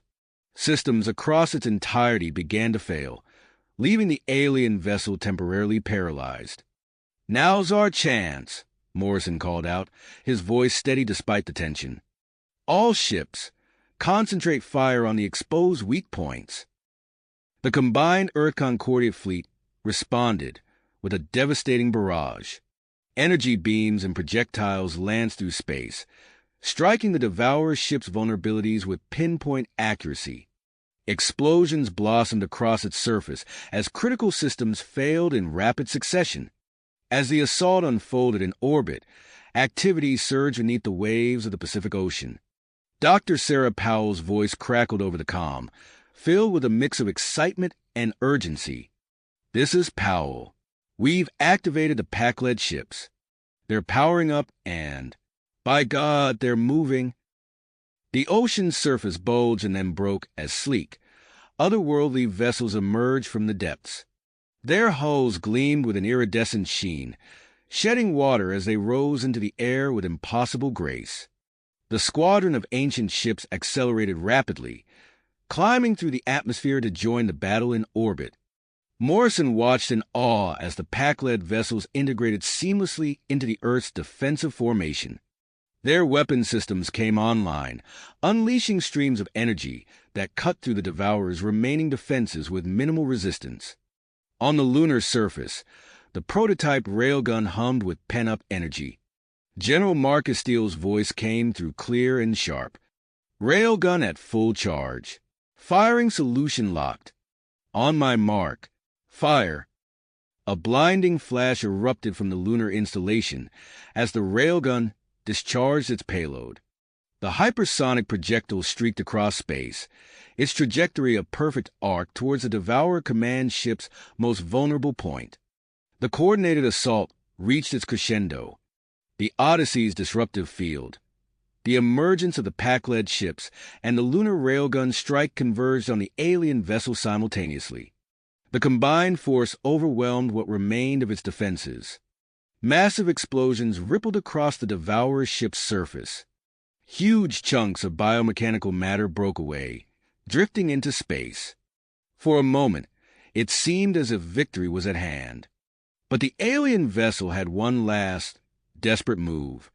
As its primary systems failed, the ship began to break apart, not in random destruction, but in a controlled fragmentation.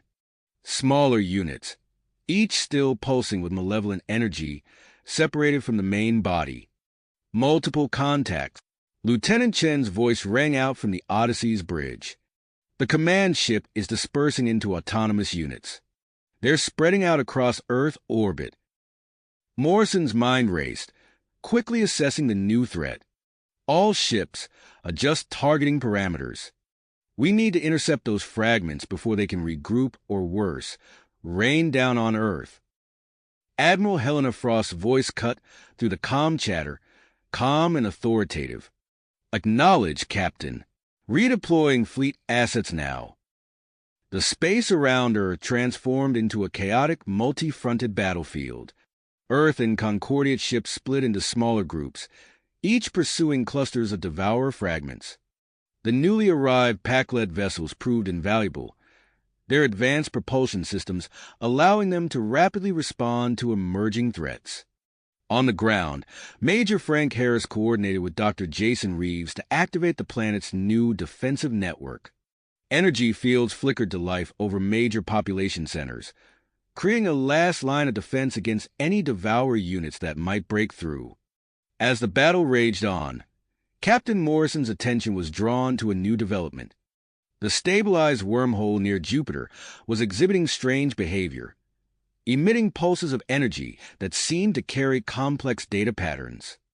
"Sir," one of the Odyssey's science officers reported, "those energy pulses, they're similar to the emissions from the Packlet artifact."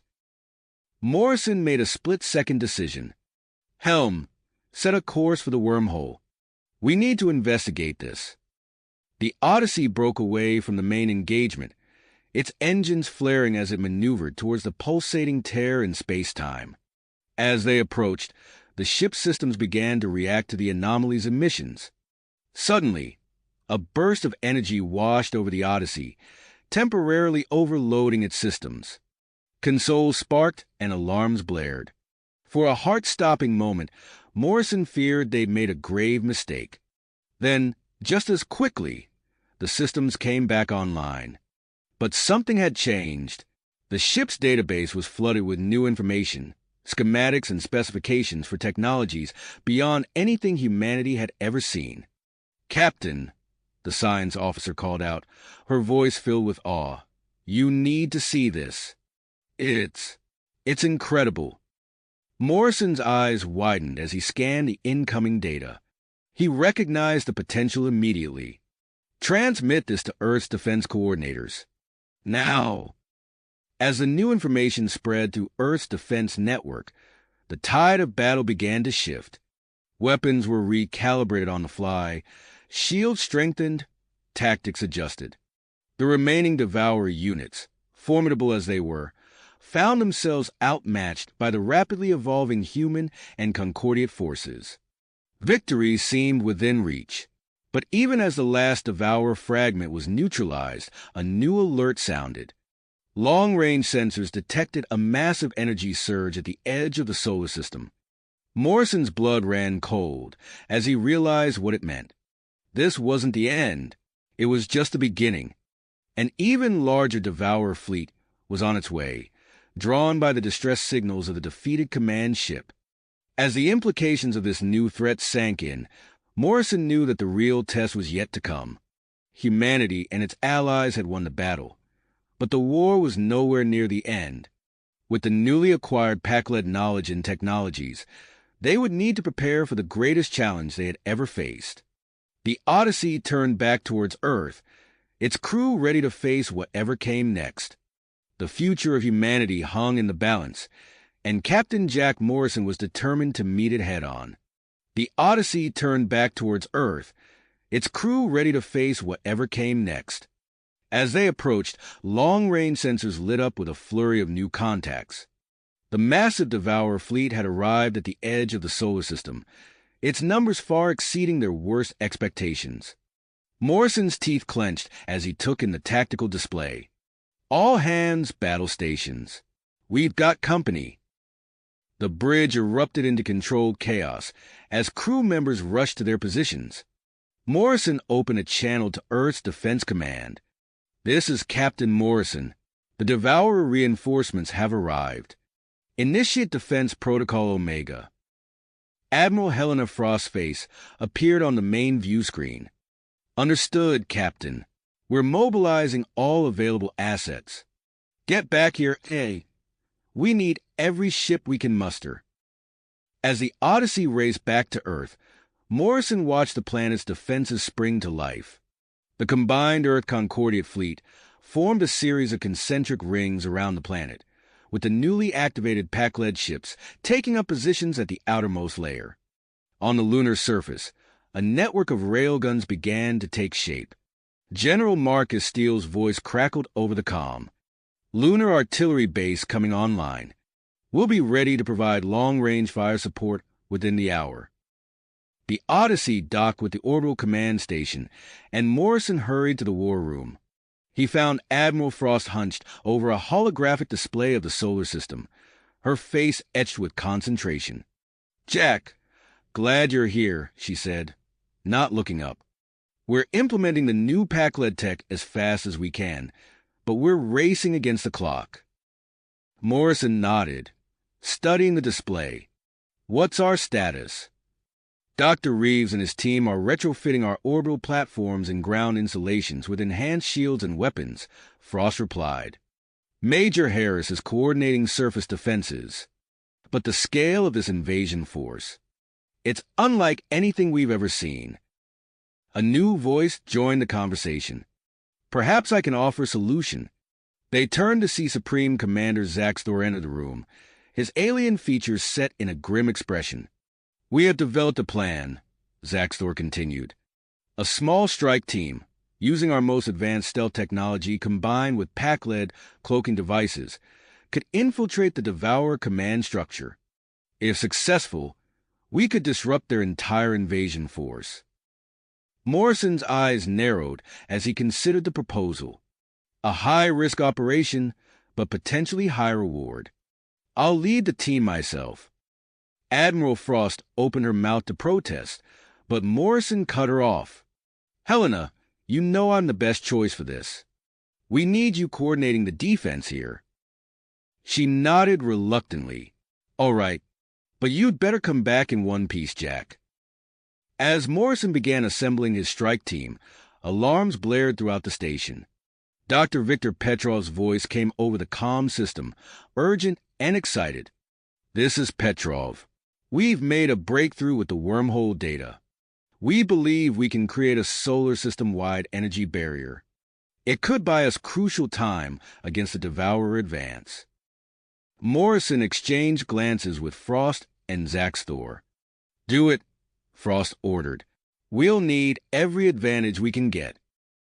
Over the next few hours, Earth's defenders worked at a feverish pace. Morrison handpicked his strike team, a mix of Earth's elite soldiers and Concordia operatives. They began intensive training simulations based on the data gathered from previous Devourer encounters. Meanwhile, Dr. Reeves coordinated the global implementation of PAC-led technology. Cities around the world were transformed into fortresses, jam-packed with energy shields and automated defense turrets. In orbit, a network of satellites equipped with modified wormhole generators was deployed at key points throughout the system. As the preparations neared completion, Morrison stood on the bridge of the Silent Arrow, the modified PAC-led ship that would carry his team into the heart of the enemy fleet. He watched as the first wave of Devourer ships engaged the outer defense perimeter.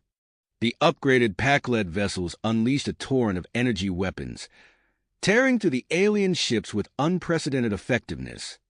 But the sheer number of Devourer craft threatened to overwhelm even these powerful defenses. "It's time," Morrison said, turning to his team. "We move out in 5 minutes. Remember, our target is the central command structure. We get in, we sabotage their operations, and we get out. The fate of Earth depends on our success." As the team made final checks on their equipment, Morrison took a moment to gaze at the blue-green orb of Earth, partially obscured by the chaos of the battle.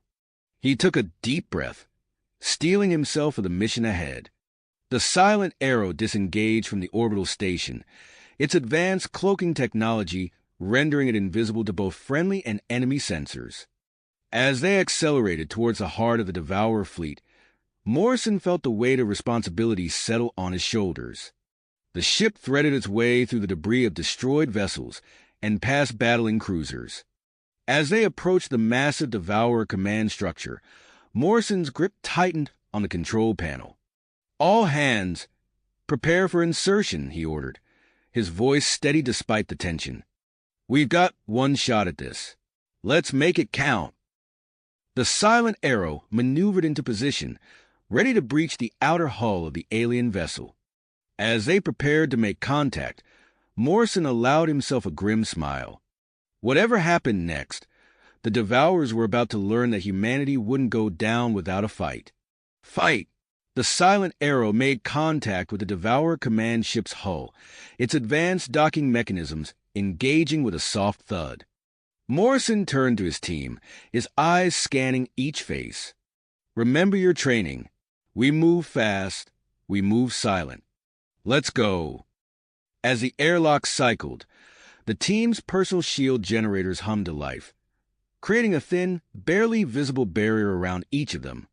They stepped out onto the alien vessel's surface, their magnetic boots anchoring them securely. Suddenly, a massive energy pulse rippled through space, emanating from the heart of the Devourer fleet.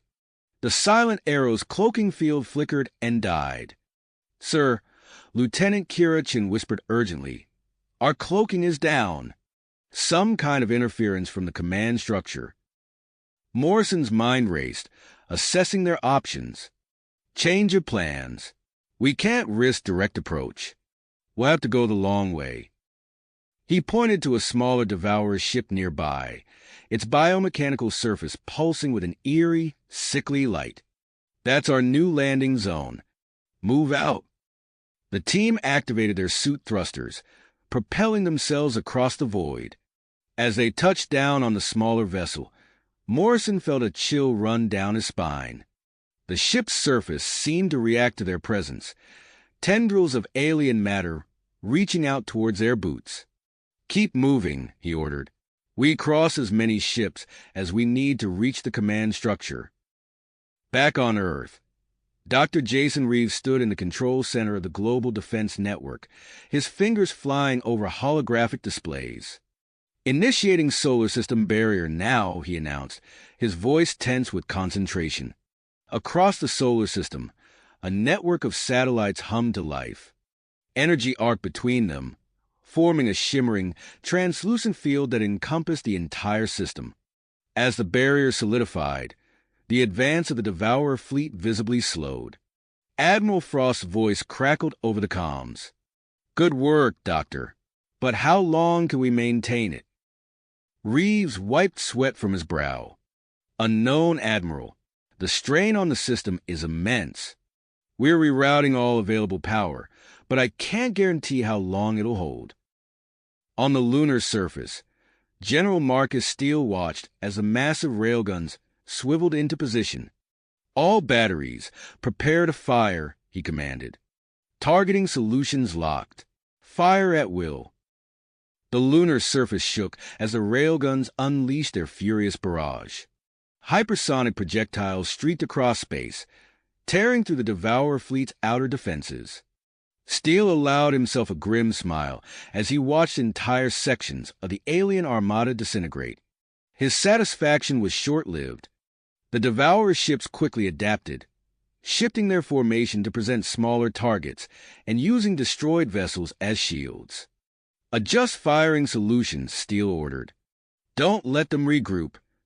In the skies above Earth, Dr. Ava Powell gripped the controls of her Pac-led ship, leading a squadron against a cluster of Devourer vessels attempting to breach the energy barrier. The advanced Pac-led weapons cut through the alien ships with ease, but for every one they destroyed, 2 more took its place. "There's too many," one of her pilots called out, panic edging into his voice. Powell's eyes narrowed as she noticed a new display flickering to life on her console. "What in the world?" she muttered, studying the alien symbols. Acting on instinct, she activated the newly revealed system. The space in front of her ship shimmered, and a small, localized wormhole sprang into existence. A Devourer energy blast, aimed directly at her ship, vanished into the wormhole, only to reappear behind the alien vessel, striking it with devastating force. "All ships," Powell broadcast to her squadron, "I'm sending new targeting data. Use it to redirect enemy fire back at them." As Earth's defenders struggled against the overwhelming Devourer force, a new threat emerged. On Mars, long-dormant machinery buried beneath the red soil suddenly whirred to life. Swarms of biomechanical drones launched from hidden silos, streaking towards Earth. Major Frank Harris, coordinating ground defenses from his command center, received the urgent alert. "Incoming hostiles from Mars," he barked. "Redirect defensive squadrons to intercept." A portion of Earth's defense fleet broke away, racing to meet this new threat. Harris watched the tactical display with growing concern. The Martian assault had caught them off guard, forcing them to divide their already strained resources.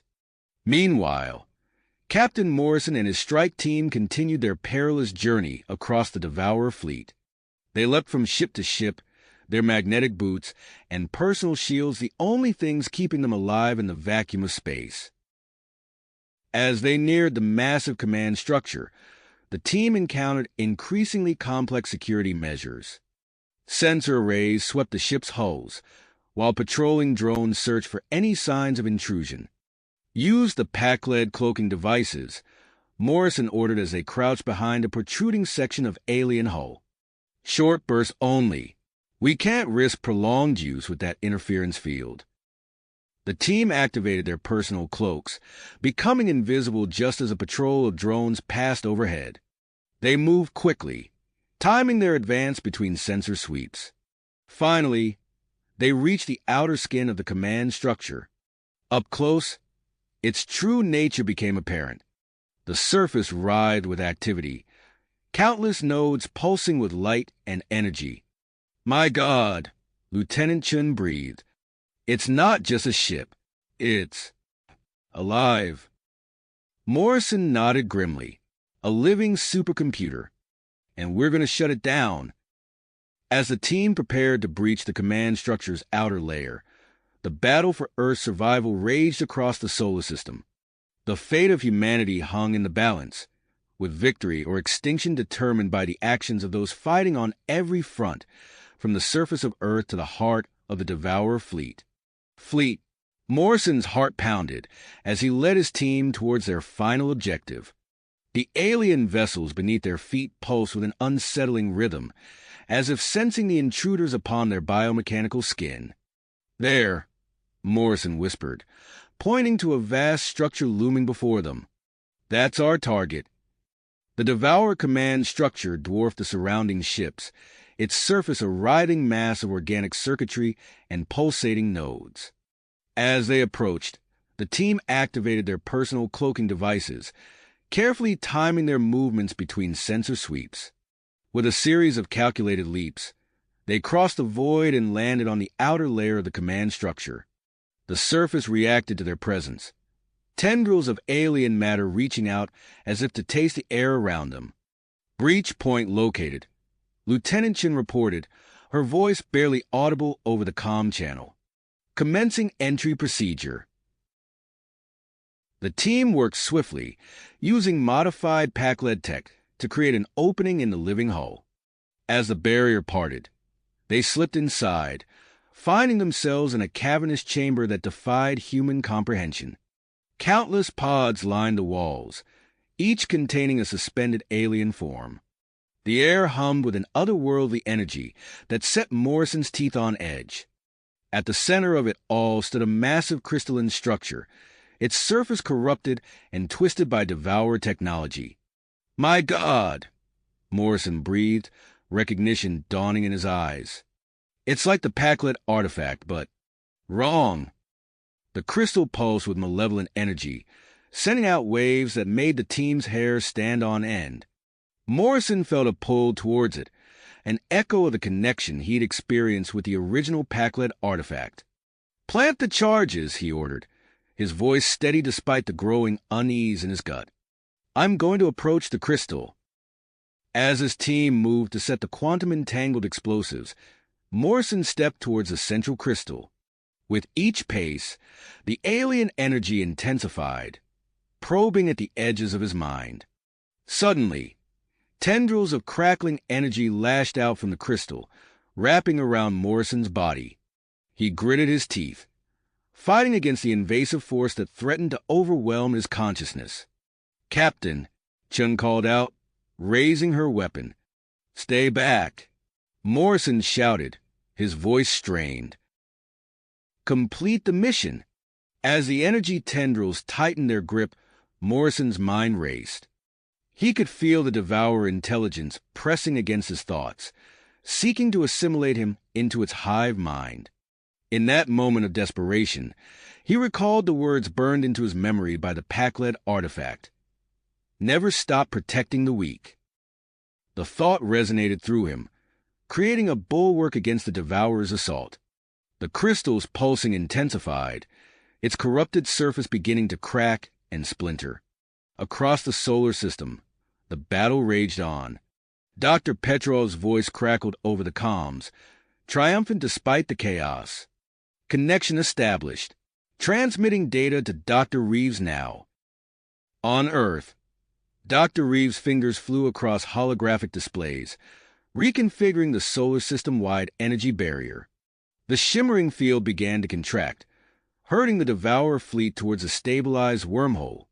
In the command structure, Morrison's resistance triggered a chain reaction. The pods lining the walls began to activate, their occupants stirring to consciousness. The assimilated minds of countless species fought against their Devourer programming, adding their strength to Morrison's mental barricade. Suddenly, a surge of energy coursed through Morrison's neural link. In Dr. Reeves' lab, the Pac-Led artifact had spontaneously activated, sending out a pulse that amplified the quantum entanglement network. Morrison gasped as the power flooded his system, giving him the strength to push back against the Devourer's assault. In that moment of clarity, Morrison found himself connected to both the Pac-Led artifact and the Devourer crystal. The combined knowledge and power of two ancient civilizations flowed through him, offering a dizzying glimpse of cosmic scales. With newfound willpower, Morrison initiated a system-wide purge of the Devourer network. The corrupted crystal shuddered, cracks spreading across its surface as it released the trapped minds within. "Charges set," Chin reported, her voice barely audible over the growing chaos. "Everyone out now," Morrison ordered, tearing himself away from the disintegrating crystal. The team fought their way back through the collapsing structure, pursued by waves of malfunctioning Devourer drones. They reached the Silent Arrow just as the first explosions rocked the command center. As they launched into space, Morrison watched the massive structure tear itself apart. The destruction sent a shockwave through the Devourer fleet, causing ships to power down or explode as their controlling intelligence was severed. The solar system-wide energy barrier, now fully contracted, pushed the remaining Devourer vessels towards the wormhole. Dr. Petrov's voice came over the comms once more, tense with concentration. Initiating wormhole collapse in 3, 2, 1. A brilliant flash lit up space as the wormhole imploded, cutting off the Devourer's route of reinforcement and retreat. The silent arrow sped towards Earth, weaving through the debris of the once mighty alien armada. As they approached the planet, Morrison took in the sight of his home world. While much of Earth's infrastructure lay in ruins, the world still turned.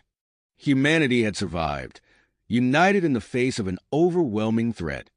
The knowledge gained from both the Packlet artifact and the Devourer crystal swirled in Morrison's mind, offering tantalizing glimpses of the future that lay ahead. As the silent arrow entered Earth's atmosphere, he knew that this victory was just the beginning of humanity's journey among the stars. You have reached the end of the story. If you enjoyed this story and want to support us, please leave a like and subscribe to our channel. And for every comment that says 88, I will heart every single one of them. Thank you for your time.